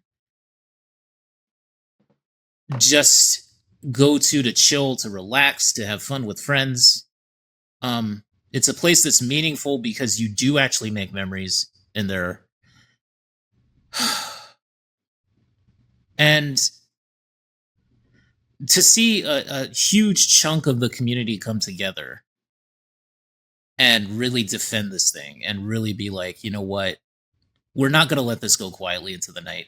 Even though there's very little that we can do because we are simply consumers to these big fucking corporations. The least that we can do is sign the petition. It means nothing. It's basically it's not going to bring about anything like super hyper substantial. You know what I mean? It's not going to bring about the future. But what it can do is it can show the developers not to give up. It can tell them, don't give up. We're still here and we still love this game. All of us know it's not a perfect game. All of us know that there have been mistakes. There have been missteps, that nothing about the game is 100% like where we want it to be. But they also know that we appreciate their hard work and their time and their energy and the fact that they have been gutted because of Pete Parsons and his whole fucking move. I think that Pete Parsons knew. I think that he knew something about this. I think that he like this is a whole thing. Now this is just me speculating, I don't know.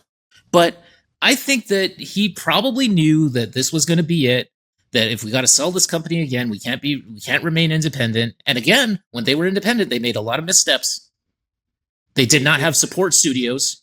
They made worse decisions when they left Activision. How the fuck do you pull that off?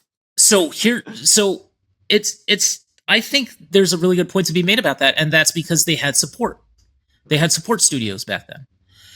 They had High Moon, they had Vicarious Visions, they had like a whole bunch of these other studios that would come in that would help them out. Forsaken was basically co-developed by High Moon, if I'm not mistaken, or possibly between them and Vicarious Visions. But anyway, regardless, it was basically co-developed, essentially. And that was one of their best expansions. I think my personal favorite expansion, and of course because it's the Cade expansion. Yeah. But yeah.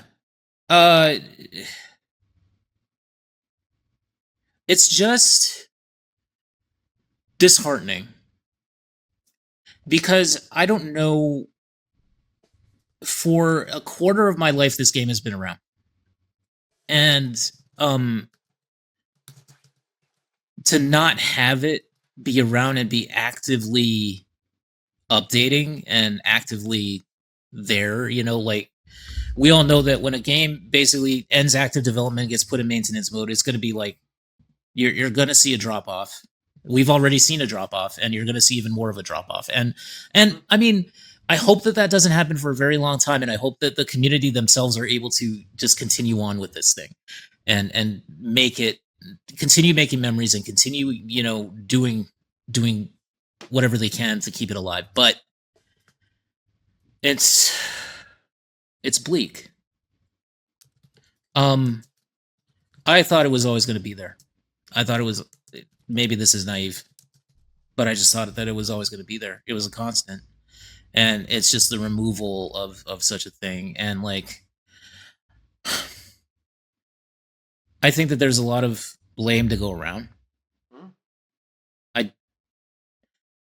I think partially it comes down to us as players for, I mean, we have to cop to the fact that there's some people who wanted this game to fail.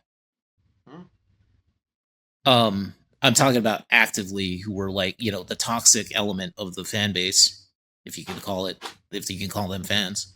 But there's always a toxic element, and there's always going to be people who will hate play the game or whatever, and will just point out all the shit about it, and will just do their best, do their damnedest to make sure that it fails. I do think Sony plays a part in this. I wish that they had done more to support this studio.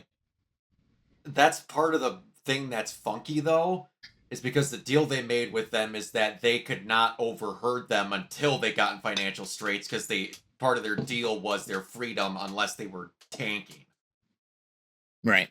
I'm not trying to defend Sony openly, but they did make that deal that they could only have Sony take over if they started tanking. Yeah, but I don't want them to take over, though. I mean, like, was there a way that Sony could have possibly added some kind of maybe do something similar to what Activision was doing, and maybe just move over some support, or maybe not lay off a whole bunch of people? That's something you need to see in the deals that would have been made with whatever their independence contract was, to not have Sony be lording over them, because they were technically owned but independent. Mm-hmm. So I don't know what they could do, and that's another thing where you said Pete was a slippery fuck. Maybe he was just like, I don't give a fuck if we tank. I got my money. And yeah, he doesn't care. Have Sony telling me, if I can get a contract that says Sony can't tell me what to do, I don't give a fuck about my employees. I'm the one making money. No, I think he's the major issue. I think that his thing was the major issue, even more so than Sony. Yeah. If Sony's hands are tied, then they're tied. Now, I think this is Sony's decision here. Absolutely, yeah, this is 1,000% Sony here now, because they lost their control because they tanked. But it was a sad slope to get here. Yeah. That's the shitty part. I mean, it just feels like they're not going to get much of a return on this investment.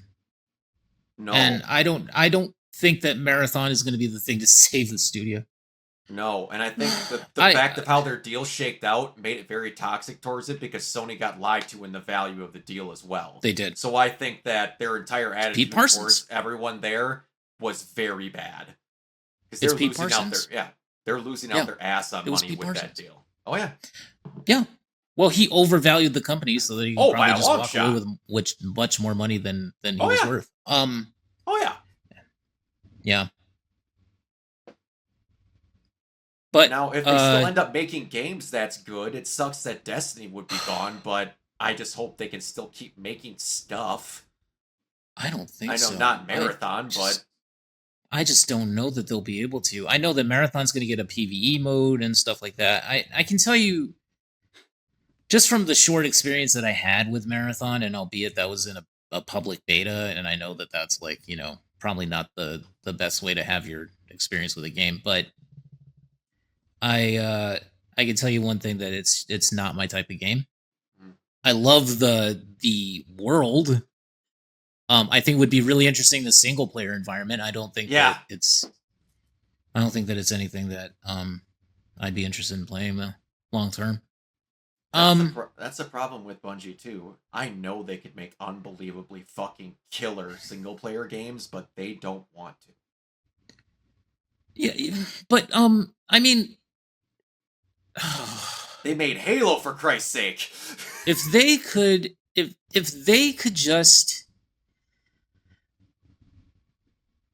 take what they learned from all of this and make Destiny 3 a more complete experience and a better experience, especially for like solo players and stuff like that, I think that they could have done something with this. I just don't know. At this point, I don't think a Destiny 3 is ever going to happen. I wish that it would. I want Destiny 3. You can tell. I'm spreading that hashtag around. We want Destiny 3. But like, and I signed the petition, and I'm going to be streaming it on June 9th, and I'm going to be like, you know, part of that whole thing. But man, Can I say there's the move that they're making where they're going to put it on PlayStation Plus on June 9th. Really? Yes, which is wow. Odd. Do you think it was odd? Honest question, because I heard Pat from Castle Super Beast say this. Do you think that this whole Destiny thing would have been better off if from the start they treated it like Final Fantasy XIV, where it was a subscription? No. But because it would have had actual money flow in, and you wouldn't have had to have bought a $60 game in order to try it. You could have tried a monthly subscription if you liked to get off it, and would you think more people would have tried it in that instance? Because that is one thing he said. Pay 1 month, try it, and then if you get hooked into it, you're still going. They have a consistent money stream instead of what happened with the updates later on, with it being fudgy later on. I'm so resistant to that because I think that I would have given it up. I think I would have given it up a lot sooner. But I can see the point that they're making. I can tell you it wouldn't have worked for me. But because I'm trying to think of other massive multi ones where they don't have that kind of system, like World of Warcraft, FF14. I'm not saying it can't work. I'm just trying to think of the ones that are more of you buy the game and then it does it. Yeah. I mean, it's possible. I wonder how the players would have responded to that. I don't know. I don't think they would have had as many as they do now. If you would have gotten, if the or like at money stream, or if the money stream would have helped them have more consistent updates, do you think that would have been a help with it though? Possibly, yeah. Because again, I'm just trying to think of a better that's the way hard for thing. better flow with content. I don't know how you do that with the way the game's set up, kinda. Yeah. I'm just trying to think. They tried numerous things. I mean, it was a retail game at first. Even Destiny 2 was. You know, they made it free to play all of a sudden. Yep. I mean, I was playing it way before it was free to play, Mhm. and I literally paid my dues. I bought the things. I bought the expansions. Um, Do you think one thing, I mean this honestly, do you think one thing that really killed a lot of people's interest in it was when they started vaulting content? yes, positively. Because I'm going to tell you right now, I would have happily went back and played through everything of Destiny 1 on a random whatever day, like weekend, holiday, if I could Yep. have. Yep. Yep. Oh yeah, I agree. I don't know that they would. I'm not sure about the Destiny 1 content, but the stuff that they have taken away and put into the content vault for Destiny 2, absolutely they should bring back. If I had my way, that would be one of the things that happens on June 9th, is the fact that they would just unvault everything and just bring it all back, like the Forsaken stuff, the vanilla Destiny 2, because it works way better than the shit that they have now. I mean, it'd be dumb, like, if the game's on maintenance mode, just unlock anything. I mean, it's basically a dead game at that point. They're worried about the fact that it would be too large. They're worried about the fact that it would be like 300 gigs or whatever. I don't give a shit. At this point, I would be like, give me all the stuff, give me all the content, and just unvault it and put it there and just let us play it. The thing I have to ask, can they? Because do you remember that lawsuit where that guy... That was the thing. Yeah, that was it. That was it. It wasn't just because of game size, too. It wasn't because of game size. They're like, the content vault was essentially a shredder. Yeah. Where it just doesn't exist anymore. Now, you say it can't be 300 gigs. Regular Call of Duties now are fucking 300 gigs. I know. I've never gotten the size thing. I've never... Maybe that was just the public thing that they maybe that was just a public thing that they said to just, like, just make it appear that that's the reason, but I don't know. Even that being the reason, I don't fucking get it. I would download it. Yeah, 100%. I don't give a shit. Everything available on maintenance mode, which would be fucking great. Yeah, it would be great. Because I didn't play Destiny 2 for like a year, and then a random cutscene started at the beginning of the game for a story that I was not a part of, and the chunk that I played in between then and there was gone. Yeah, we've lost so much stuff. A lot of the Cade stuff actually is gone from the game. The only stuff that we have featuring him now is the last appearance of the character in Final Shape. That's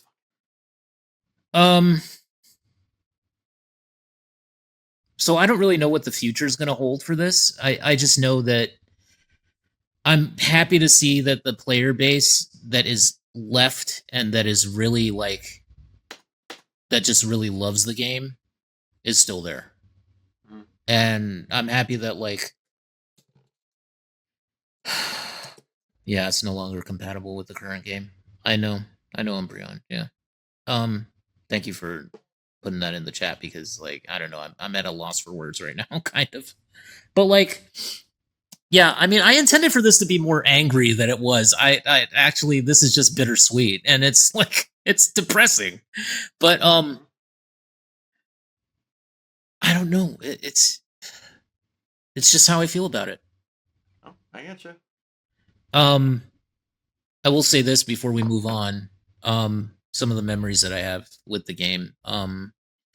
One of the memories that I have, one of the clear memories, is that, like I said, I didn't really have a raid group until eventually later on, and this was in Destiny 1, in the latter half of Destiny 1. I finally got a little bit of a raid group together, and we ran a couple of things.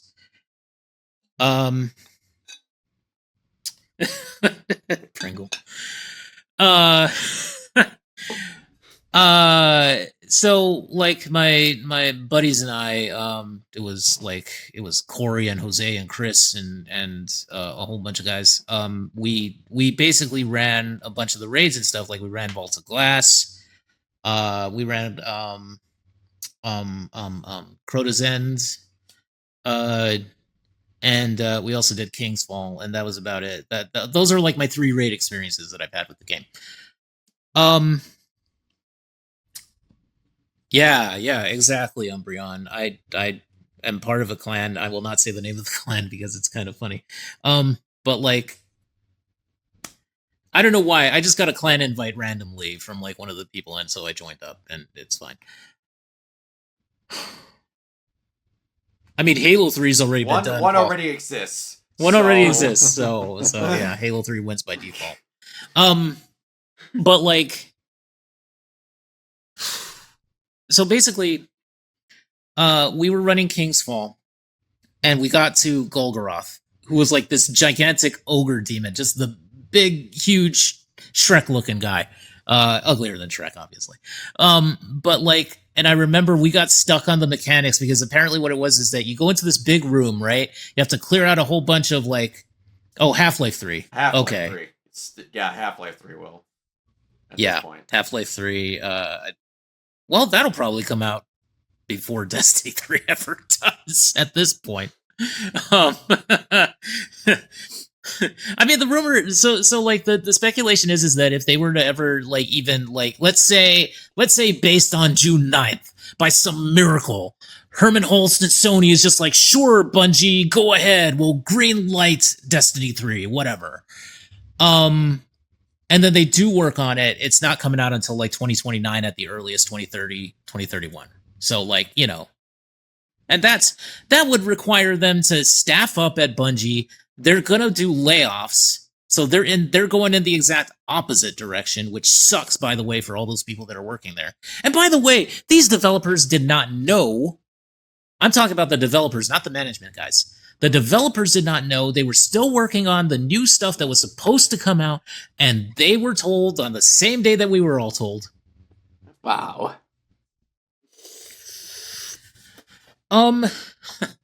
So chew on that. Anyway, so it's me and the guys, and we're all playing this King's Fall raid, which was, by the way, one of the best raids that they ever did.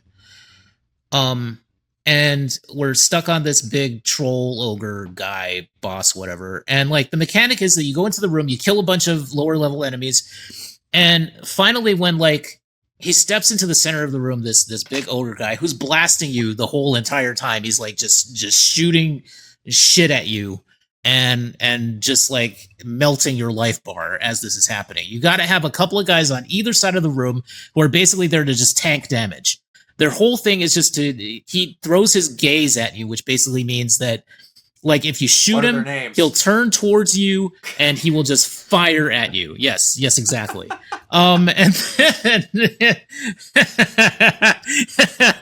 then what happens is that if you have his attention diverted from you, you can then go under these sacks of icky crap, and you have to shoot him down. And it's basically it's called like the pool of like what was it? It was like the pool of something lights, drowned light or something like that. But anyway, it was one of those things. And you step in the pool, and that's where he's vulnerable. He's like immune the whole time, so you can't damage him. And we had such a rough time doing that. That was so rough. Yeah, so he can, the team can shoot his damage spot exactly. So that's what it was. And like as we're doing that, I just remember the guys then just started playing like burp and fart noises as we're looking up the strategy to try to get through this boss guy, because we were like, we had no idea what was happening. None of us were looking up. You know, we were just all trying to shoot him. And suddenly just somebody just does like the most crazy like burp and fart sounds, and I just laughed so hard because it was like a good tension release, literally in some cases, I'm sure. But you know, like those are the kinds of things that just stick with you, I think. And like, I don't know, man. I like I said, I'm never like a big, huge raid guy. Like it wasn't really my thing. I like to play with a close knit group of friends and stuff. Especially now, like I got a couple of my friends to play with me, Pringle, and of course, and Aaron, who stopped by earlier. We play a lot, and I'm trying to get Red to play. It's not her type of game, but I'm trying to get her to play.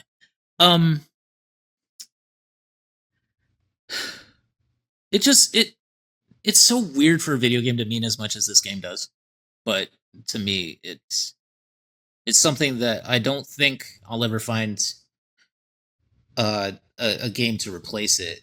So like I would love to see a single player Destiny experience, but at the same time I feel like that would take away something. And that's like a rare thing for me to say. But like I think this game is best enjoyed with friends.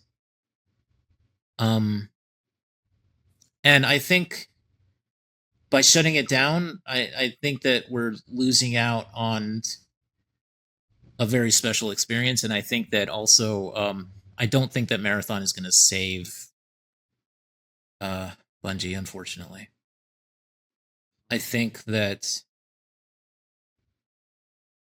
God, in the worst case scenario, I feel like Bungie's just going to get gutted, and I think that this might be the beginning of the end for them.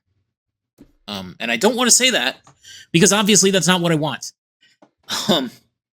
I really want Destiny to continue, and I really want there to be something in the future in this franchise. But I don't know. I just don't know. I do know also another thing that I wanted to bring up was the fact that not only has the community of this game, not only have they just made a whole bunch of money for charity and stuff like that. I know I participated in one of the first charity drives back when I had money. But like also when Lance Reddick passed away. When Lance Reddick passed away, this game, I mean, I said it before on this podcast. I remember that week that happened, and I said it on this podcast. I was like, I lost my commander. I did, and that sounds corny, and that sounds ridiculous. But you know what? I mean, Lance Reddick, to me, he was a great actor. He was somebody that I appreciated as an entertainer. He was funny as hell. And then like when he passed away, and it was a sudden thing, and all of the Guardians went and paid tribute to his character in the game, because it's like, this is the guy that has in this game given us our orders. You know what I mean? Like Zavala was our commander. And for me, that meant something special. And for me, that meant that like Lance Reddick held an even greater place for me personally, and his work did. And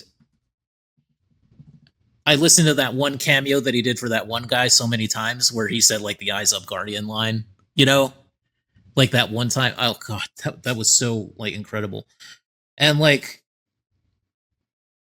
just the entire community of the game just came together to celebrate this man and to celebrate his work. And it was really just a cool thing to see. So yeah. There's a lot of memories there. And there's a lot of things that honestly they're gonna hit a lot harder now, going back and replaying it. But I remember the game. I remember it in its worst state, and I remember it in its best state. And I don't know. I hope that there's some kind of a future for it, maybe. But I don't know. But anyway, I'm gonna keep playing. I'm gonna play on June 9th. I'm gonna stream it, and we're gonna show. We're gonna show out. We're gonna show up, and we're gonna show out, and we're gonna make sure that everybody from the developers to the former developers to a lot of cool people that have exited that team in the past, and we're going to show them that we want Destiny 3, we want it to continue, we want just them to not lose the fact that there are those of us who will appreciate this game in all of its forms, no matter what, and no matter how imperfect. And I'll shut up now because I think that I've gone on for long enough. But yeah, Destiny 2, man. I'm going to miss it. Yeah. It was fun. There's great moments you had with it. Like I said, the one thing I'll join in was I never had a raid group either, because the people that got me into Destiny stopped playing it 2 months after I started playing it. But Yeah. yeah, I randomly Understandable. got, because the worst thing about Destiny, in my opinion, was that you had to queue in with a raid group. You couldn't just random match. Yeah. And Yeah, you I couldn't got matchmake. I got added with a group called the Red River Guardians with a bunch of random people from the Dakotas. And Oh then wow. I didn't play the game after the Taken King DLC for the rest of Destiny 1, and it Mhm. started Destiny 2, and then randomly I got like 400 messages going, "Holy shit, Zero's playing the game again." I'm like, "What? Who did? Oh, hi." You want to know what's I figured funny? I'd try it. So like the clan that I am in, yeah, they put in matchmaking 9 years too late. I know. Yeah, I mean Stupid! it was like a little yeah, I know. The clan thing that I am in right now, the current clan that just randomly added me, they're pretty much it's gone. Like there's nobody else playing that game anymore except for me and Prinkle and Aaron. We're the only clan members that are still playing the game. The clan in the game. Yeah. All right. Alrighty. So We are now on to movie stuff, and Mike is exited. Mike is here. I'm here. Okay. I'm still here. I'm just stuffing my face again. All right. Go ahead. Because I need it, man. I'm gonna cry. Go ahead, Mike. So, before we get to the boys' spoiler chat, I've got a little bit of box office news to go over. Ooh. Ooh. So, the number one movie over Memorial Day weekend was obviously the Star Wars Mandalorian Grogu. But this is the story. So, in second place was the horror movie Obsession. Now, normally, when a movie does well in its second weekend, it may drop like, I don't know, and anywhere under 50%. Like maybe if a movie does really well, it could drop like 42%. This one gained 39.3%. When does that happen? Not I often. can't remember the last time it's happened. Maybe. I mean, I'm sure it's happened like since then, but the only one that comes to mind is Titanic. Damn. Yeah, and even that was like 30 years ago. Like quite literally. But that just shows how much word of mouth has really spread with this movie. And it's not like this was like a small, like limited release that expanded later down the road. This was a wide release that just everyone started talking about. And then they went to see the movie multiple times. Then they brought their friends to see it. So, yeah, this one's making a pretty big impact. Yeah, it's nuts. I might have to see it. The gain like that is crazy. Yeah, that's crazy. And then for the rest of the top five, we've got Michael making 20 million, dropping just 21% from the last week. The Devil Wears Prada 2 still going strong at number 4, making 12.7 million. And number 5, The Sheep Detectives, making another 9.2 million. Nice. That's getting close to 100 mil, isn't it? Domestically? Let me see. Hopefully. No, it's still under 50 million. Come on, let's do it. 100 million club. Come on. Which I think that kind of movie would actually be phenomenal. Yeah. It would be. All right. There's not any more prizes to go through. Probably the main gist of what's going to be left for the rest of this podcast. So the boys finished last week, and I don't think I've seen a bigger missing of the point. You don't say. You don't say. With a character in my entire life. I don't think I have either. And shockingly, in my circle of friends on both sides of the political spectrum, Now that's saying something. oh, I will say, season 5 was a little rocky, but I did like it. Could it have used a little bit more, couple of more, what I want to say, do-overs on certain episodes, like script-wise? Yeah. But overall, I enjoyed it quite a bit. And like I was talking with people, and I am getting damn ready to be able to die on this hill, and it might be after because I'm gonna watch the show again I have like a vacation coming up in October when Wolverine comes out, so I'm going to watch it again then when I have the time off. I am damn close to saying that Anthony Starr's Homelander is better than Heath Ledger's Joker. Ooh. It's not by much, but That's a tough one for me. But like, holy fuck. Like, I'm remembering the "you better thank Christ that I am who I am" the speech when he's bitching at everybody when he tries to get exposed and they like start gathering up, or the after he lasers that Starlighter at the thing and you see the slight lip quiver of him like realizing that they're supporting him and that smile goes on his face. The scene where he tells that suicidal girl to jump, and I'm thinking about all these, I'm just like,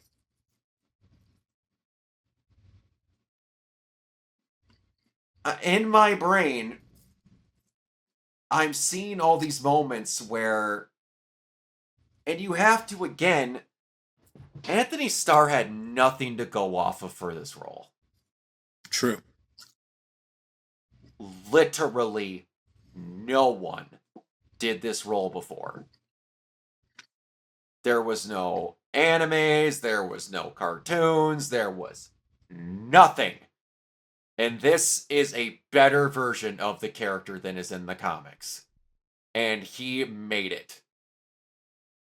Oh, far better. Far better. It Yeah. is unreal. It's not even close. And when you, like... I'm one of those people that is not the fan of Superman becomes a different person because he puts glasses on. When you look at a photo of Anthony Starr when he's dressed normally with his hair and how he normally is, and then you see Homelander, that is a literal different person. Oh, yeah. Like, he just dissolves away and becomes Homelander. It's insane. Just like, I can't look at that guy and other than like maybe in his eyes tell you that that's Anthony Starr. He is so fucking good. Like the final moments, like there's a moment. Mike, do you care if we spoil things? No, go ahead. He loses his powers in the last episode. And there's a moment where he gets hit with a blast that takes his powers away. And like you can tell that Homelander knows he got hit with the blast to take his powers away, but he is fucking terrified to try to use them because he doesn't want to face the reality that his powers are gone. And the facial expressions that Anthony Starr is pulling off in that moment alone is some of the best acting I've seen in my entire life. I can't tell you how many moments I'm coming back on where I'm just like, I'm trying to think of another role or certain moments where this guy, again, played the actor for longer, but I could take just season 1 of The Boys and I would still have how I feel about him being the best comic book performance for a villain ever in just season 1 of The Boys. Like any season he's in, I could give you just that. Like, do you remember the moment when he, like, basically kills that blind soup that Ashley tried to join into the Seven. Oh. And he goes on that tirade about them trying to add a cripple into the Seven. And it's just, Ashley, look at me. Look at me! Just like... Oh! I just can't with... And, like, not to take anything away from Jack Quaid as Huey, he's fantastic. MM is always, like, Laz Alonso is so good. You don't have a bad casting in that entire show. At all. That is one of the best casted shows I've ever seen. Top to bottom, they didn't fuck up once. Like, even in minor roles for little people, they didn't do fucking anything wrong. At all. Yeah, 100%. It's fucking crazy. And, like, in 7 years, including the time of COVID, they put out 5 seasons of television, including 2 seasons of a spinoff. You know what insane that is? And also Diabolical, too. Yeah, an animated series as well. That's fucking crazy. Sorry for the mic, by the way. No, Sorry, guys. no, you're good, but I can't get over how well put together and how well thought and just how nothing stopped the show. It was that well casted, it was that well written, and it just rode the entirety through and just didn't stop. It started in the heart of when COVID started, and nothing stopped it. Oh, that's right. Yeah! It started in 2019. Yep. Holy shit, that's right. That's insane. Had that quality of writing, that quality of sets, that quality of actors together through COVID. The majority of the show happened through COVID. It's actually crazy if you think about that. Yeah! It's actually crazy that they were able to put something together that ended up so well. I think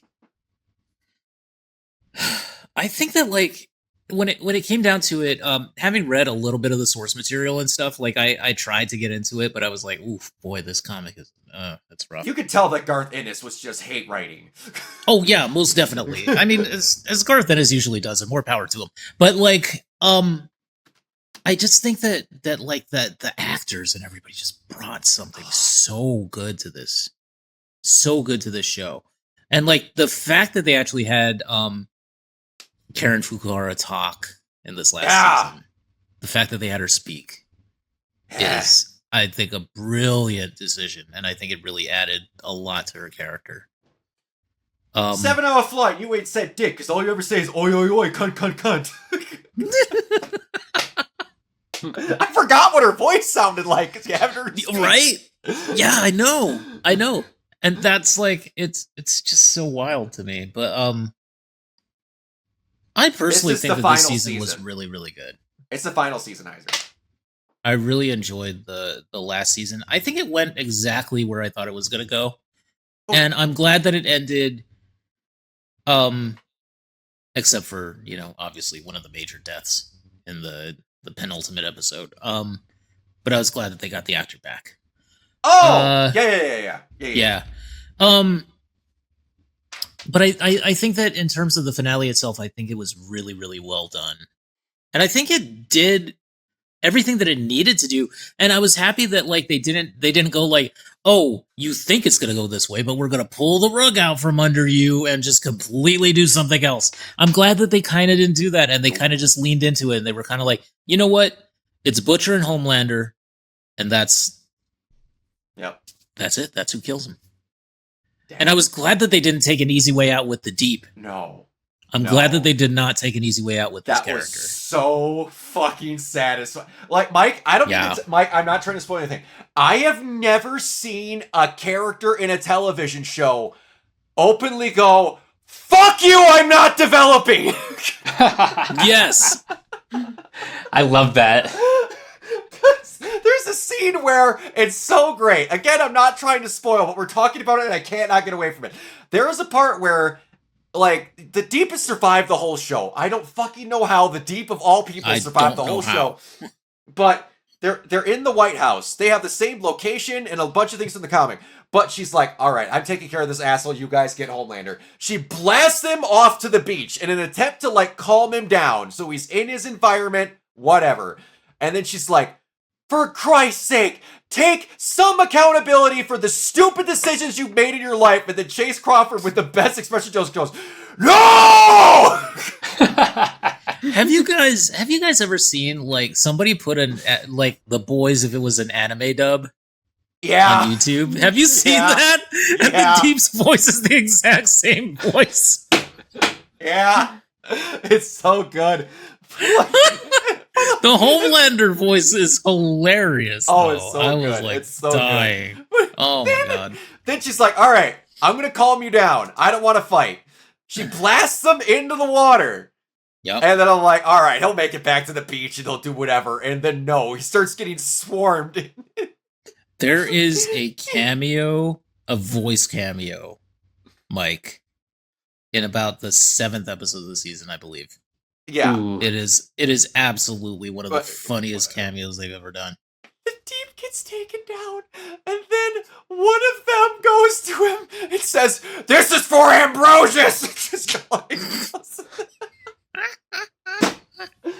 oh, because Kripke goes is like, yeah, one of those squids was Ambrosius' cousin.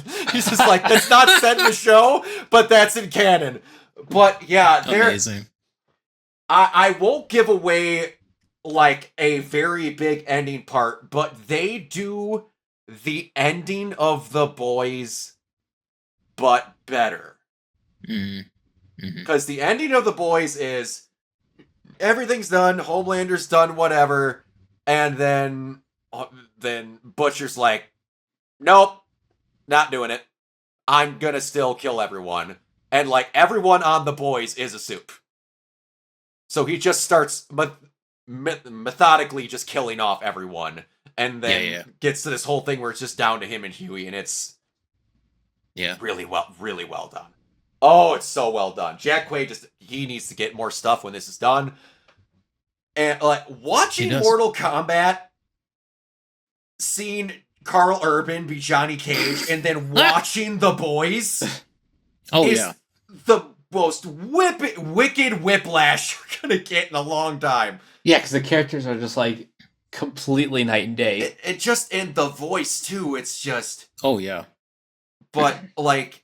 Amazing. Again, you don't mind if you're going to spoil it. We have to talk about this because I have to talk about how people just... The entire character of Homelander just went... So, the moment when Homelander realizes he loses his powers, and he attempts to do it, and you realize Homelander has no combat training, and he just lived off the fact that he had powers and people were scared of him. He attempts to fight Butcher hand-to-hand, and Butcher takes him behind the woodshed and beats the ever-living fuck out of him. And this is all being broadcasted on national television from the Oval Office. Oh. And then when he gets him up and he's going down to it, Homelander starts begging like the most fucking yellow-backed baby bitch on the planet. I'll suck your dick. I'll eat my own shit on national television. Please just don't kill me. And like I'm seeing all these people on Twitter go, that's not Homelander. Homelander would have been a real man. I'm like, have you watched this show? Have you watched any of the show? Like, really? What? He is the most overpowered man baby that only got what he wanted because he had powers. He was jealous of a nursing child in season 1. He was overpowered by Elizabeth Shue because she had tits. That's it. That's all it took for him to turn into a fucking nursing child. Mm-hmm. The second anything wrong in his life, he backs down. Stan Edgar spoke to him. Mm-hmm. And that's all it took. Homelander is a giant coward. Mm-hmm. He got the exact ending he's supposed to do. Yes, exactly. Yeah. No, John ceased to exist. Like, you're not, Yeah. but he has the little last moment where he's like, "You can't fucking do this to me. I'm the Homelander," and he's like, "No, you ain't." Oh! The way he gets him is so fucking good. It's so satisfying, man. And it is similar to the comics, just without the stupid noir twist. Like, oh god. that, for those that don't know the noir twist, Yeah. it completely makes Butcher's entire crusade pointless. Because in the comics, Noir is a clone of Homelander that Vought keeps around in case Homelander goes nuts. But the problem is, Homelander never goes nuts. But throughout the entire comic run, he still rapes Becca Butcher, he still shoots down a plane, he still does all this stupid horse shit, and he starts to think he's going crazy because he has no memory of doing any of this.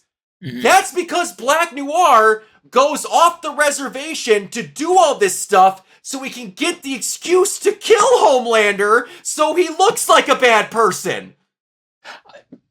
What? That's the twist! So then in the ending fight, Black Noir kills Homelander and then Butcher kills Black Noir!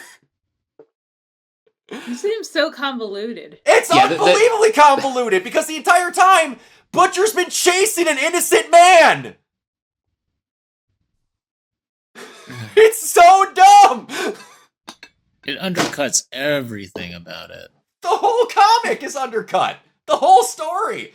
So Oh, it's so Wow. dumb. But yeah, apparently Anthony Starr was the one that came up with the lines yes, for he did. Homelander to say. And Yes, he did. Also, one thing that's gonna suck, I guess, which Eric Kripke said point blank, Billy Joel plays at the end in the ending credits, and he said point blank that that's going to get replaced. Aw. So Amazon What? isn't willing to keep paying, so they're forcing us to replace it with Connor for real. Oh. Yeah, Licensing, baby. I think he's like half joking because Connor for real is from Popstar Never. Oh no, I get that. No, he was 100% serious. He then said, "I'm joking, but they're not letting us keep it." Oh, that's so stupid. I hate that we could just edit shows. Like, I'm like, just pay Billy Joel his money. Like, just let him buy like another boat on Long Island. I'm Like like, the entire Not like point Bezos of the show. is suffering for money. No, it's like the entire point of the show is that Huey likes Billy Joel. Yeah, like, come on, guys. What are you doing here? Oh yeah. But That's stupid. it is. But out in entirety, man, the entire show is like a 9.8 out of 10 to me. There's very little things that I hate about it. Like, I could honestly say that I don't like and bug me. There's very little. There were a couple of things that bothered me a little bit along the way, but for the most part, though, I think as an adaptation, it far and above exceeded the comics, and Oh, absolutely. and I think this final season was actually a really good wrap up for the most Yeah. part. I think that this season here was better than 4. Oh yeah, Because 4 was the nonstop, like, political horse shit round and round where they barely did anything until, like, the very last bit. hmm But it's too bad that Gen V's not continuing because I would have liked to have seen a little bit supposedly, more of that show. But that is- maybe that- there's a little bit of a backdoor there. well, so from what they understand, because I don't know what the hell's going on with this The Boys Mexico thing that they keep talking about. But apparently Gen V Season 3 would have been what happens after Homelander's dead. Yeah, Mm. that would have been cool. It would have been cool. And Mike, you can finish watching Gen V, but basing on how you know how Homelander dies, you're going to be very irritated at the ending of Gen V. Oh. oh, Because it feels like the entire buildup of that second season was pointless. I still want to watch it just It's still because good. I loved season 1 of It's still Gen V. No, it is still good, and I wish those 3 would have gotten more after the end of it, because they're fantastic characters. Oh, definitely, they're fantastic. But yeah. Yeah, you're good. There's possibly going to get more, and like Kripke's openly said he's not going to be the showrunner on these boys shows going forward. So Yeah. yeah, I would take them doing more Boys Diabolical. If I'm going to be honest. That'd be fun. Yeah, That'd be fun. that could be cool. But yeah, it was really good. It's not often where you can actively say anyone who is not doing revisionist history because they didn't like the ending says that this adaptation is better than the comic. Like, I've never met someone who was honestly, other than being irritated at the ending and doing revisionist bullshit, say that the comic is better. Because it's just not. Right. Like, as edgy as The Boys is, that's what shaved edges from what's in that fucking comic. Oh yeah, the comic is far, far worse. Like, almost the entirety of the 7 gangbangs Annie, and she stays. Mm. And, like, Homeland, and then, like, Soldier Boy is known for pissing his pants. Mm. What? Yeah, and there's multiple of them, and they have to lie to say he was brave, and he has sex with Homelander to try and get into the 7. And, like, What the fuck?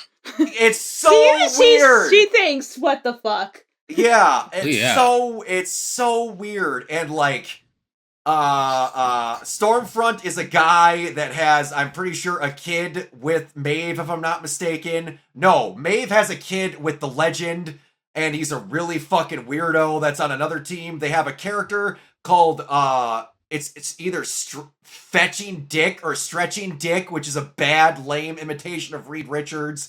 They have Hammerhand, which is Wolverine, but he has hammers for hands. Like, there's just... It's so fucking stupid. It's just burnt on a Garth Ennis hating heroes and comic book heroes. It's so dumb. Yeah. All right. We have a few other minor ones. IMAX is for sale. That is weird to me that is a thing that is for sale. Yeah. Because it's just a thing. Well, I think they mean the company, but I swear to Christ, if it goes to private equity, I'm gonna be fucking pissed. Yeah. They have approached entertainment companies as potential buyers. So It's just a weird thing, and it just seems like like, I don't know, again, and not to get too political, it kind of just seems like, the Paramount codes would be going down because, unlike, Disney, like, Disney owns, like, one movie theater, the El Capitan, but that's just for, like, their, like, screenings and stuff. I don't know about, like, a studio or, like, a entertainment, like, corporation, like, actually owning, like, the theaters, because then it's like, okay, why, like, that to me could be dangerous territories. I mean, yeah, I know not every theater has an IMAX, but, like, I don't know. yeah, because if you could get one of the movie studios to buy IMAX and then they go, fuck you, only our movies show an IMAX. Yeah. That's dangerous. Yeah. That's no bueno. Hey. All right, this isn't really a story. I just thought this was really funny. Peter Jackson says a delivery driver once told him that his Hobbit trilogy was crap. He just looks at me at the door and says, "Hey there, you're the fella that made The Lord of the Rings, aren't you? The Lord of the Rings, that was great, man. That was fantastic film." I said, "Yeah, okay, thanks." He turns back in the van and says, "Oh, they should have gotten you to make those Hobbit movies because those were crap." And I just wait and I roll my eyes and say, "Yeah, tell me about it, mate." That's hilarious. Oh, that's so funny. Like, I don't hate the Hobbit movies as much as most people, but I love the fact that he can laugh about that. Oh, yeah. Because, like, also, Peter I didn't think they Jackson's were crap bad at all, movies... honestly. Like, Peter Jackson's bad movies are better than a lot of people's good movies. yeah. Yeah. Let's be honest with ourselves. The Hobbit movies were not that bad, honestly. Like, honestly, the worst thing about The them. Hobbit was, like, the labor law bullshit. That was honestly worse. The worst thing about them was the stretching, but then just the stretching condensing. out. Because they stretched them to get all this stuff, Yeah. to get a trilogy, but then we have Smog. He gets out and he's killed within the first 5 minutes of the third movie. Yeah. Like, there's some of that stuff where they're like, what wasn't great. were we doing? Yeah. A lot of it was pacing, which is Yeah, weird when you're stretching it. I agree. But, Mike, I assume this last one's yours? Yes.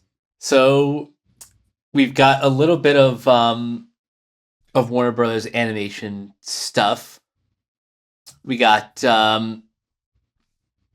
so Warner Brothers Pictures Animations event on Tuesday. I guess this was last week. Drew together filmmakers, creatives, and journalists at the team's leaders, laid out their vision. President and Chief Creative Officer Bill Damash hosted an open house at the Burbank studio lot where Warner Bros. Motion Pictures Group, Pam Abdi, joined them to deliver opening remarks. So basically, they're just going over like upcoming projects and stuff because Annecy is coming next month. So they're talking about some upcoming projects. Abdi also expressed excitement that the Annecy presentation will include the debut screening for Daffy Season, which is a new short that will be playing ahead of the 2026 World Cup. And yeah, so there's a lot of pretty exciting stuff happening at Warner Brothers Animation, including a Speedy Gonzalez movie directed by Jorge Gutierrez. Ooh, I've met Jorge. He is amazing. Such a good dude. He is. There's also an upcoming animated musical called Bad Fairies with Cynthia Erivo. Melissa McCarthy has Margie Claus. Nice. And then there's an adaptation of the Lunar Chronicles. Then DC Studios has Dynamic Duo. There's a Tom and Jerry movie, apparently. Meerkat Manor, Hello Kitty, and Oh, the Places You'll Go. Nice. You guys, I made a face while you were reading that. That was not because of what you were reading. Something came up on my phone. Uh-oh. That I feel like I gotta share. Oh, boy. Pull it up. Man.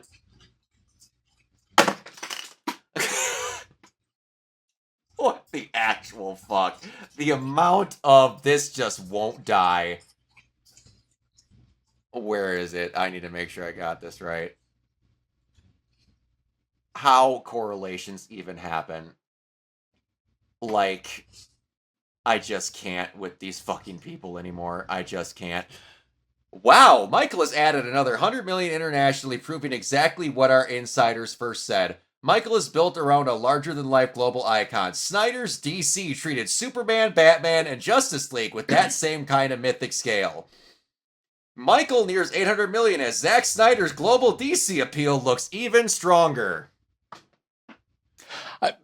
The Snyder cult went and saw Michael and went, yeah, that's why Zack Snyder was really good.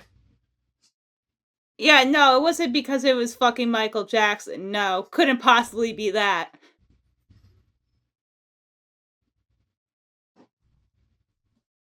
Did they just add like 2 + 2 = fish? You know, people say cult lightly. That is legitimately a fucking cult.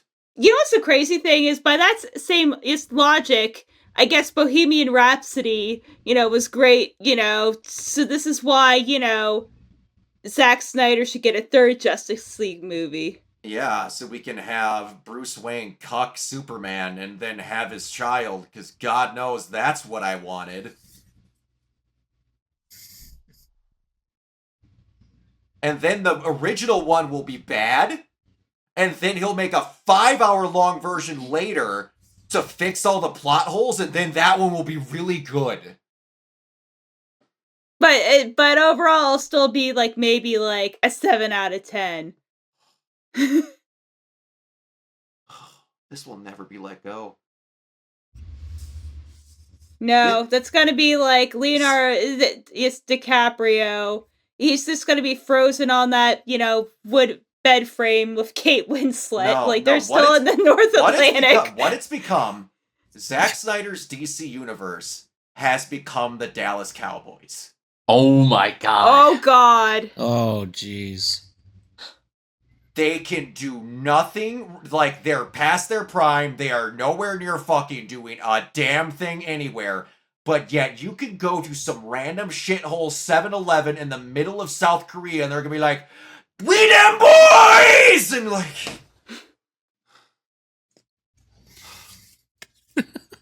I mean, I agree with you, Brock. As a perpetual Dallas Cowboys hater from day one. Oh, same. I just don't Never get fan. it. I will never, for the life of me, understand. Ever.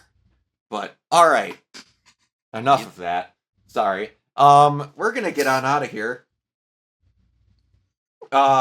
Next week, we're probably going to have a lot of streams going on, including this podcast, and we might have a double podcast day, essentially, because next week, I believe the day of the podcast is when the State of Play is. Oh boy. Oh. Oh boy. Yeah, you're right. So that will essentially lead directly into the podcast, so we're going to be talking about that a whole hell of a lot, and then... Okay, well, at least we won't have to wait to talk about the games. that are No, announced. and then, when is the Xbox showcase? 7th. The 7th. Yeah. So, 5 days. 5 days. Alright, nice. So then we'll have... Then on the Yeah, 5th, we got the Summer Games Fest, the big Yeah, show. Summer Games Fest. Or, excuse me, Summer Game Fest. I can't wait. You know, it would be a lot better if instead of Summer Games Fest, it was Summer Games Fest! Oh, yeah, that would be I've much heard better. when you I think they capitalize should things. rebrand. They should rebrand. Rebrand. They is the actually exact- did that on. They actually did that on Twitter. They did, I know. So did Pragmata. That was so fucking funny. I know, it's funny as hell. Keona, where can everybody find you? You can find me on Twitter bemoaning the state of Destiny 2. Neoplasmic24 over on Twitter, and also on Twitch and Blue Sky at Neoplasmic. And that's pretty much it for this week. Nice. Mike? You guys can find me on various social media sites at Captain K42. You can check out my quick thoughts on letterboxd.com/CoachK42. And you can follow Renegade Pop Culture on Facebook and Blue Sky at Renegade Pop Culture. You can also find us on Twitch at twitch.tv/Renegade Pop Culture. Find us on YouTube at Renegade Pop Culture or Organized Zero. Find us on Podchaser. Consider supporting our Patreon at patreon.com/Renegade Pop Culture. Listen to all of our podcasts on Spotify, Apple Podcasts, or wherever you listen. And Pandora. And Pandora. For some reason. And last but not least, everything can be found at renegadepopculture.com. You need to escape, so do we. Bree. Speaking of which, on renegadepopculture.com is the latest episode of Late Crap featuring Aladdin and the Avenger of All Time. It's a really fucking terrible movie. And just make this bad boy bigger. Yeah, look at her here. Look at that beautiful thumbnail. Anyway, if you want to hear us, have a nervous breakdown for like an hour, 45 minutes about Roger Corman's like ripoff of Disney's Aladdin and a bunch of other crap, that's good. And if you want to hear my other ramblings that are not about terrible movies, most of the time, you can follow me at crazylemur.bsky.social. I am also on Instagram at lemurs1, where I am posting cute pictures of my dog. So if you just like cute stuff and you want to see this little angel over here, just follow me there. The angel is not a fan of pillows.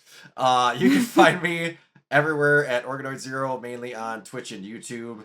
If you're into cosplay and the like, I just posted a metric ass load of stuff from the convention that I went to, and there'll be more stuff on the way as I'm getting them. If you want to have a good place to find all of your lore, you can go visit The Batman. Oh, yes. Absolutely. It's The lore! lore! Batman! Speaking of that, I'm going to be diving into that, and I'm pretty happy about it. Until next time, we will see you all later. Bye! Peace. Bye.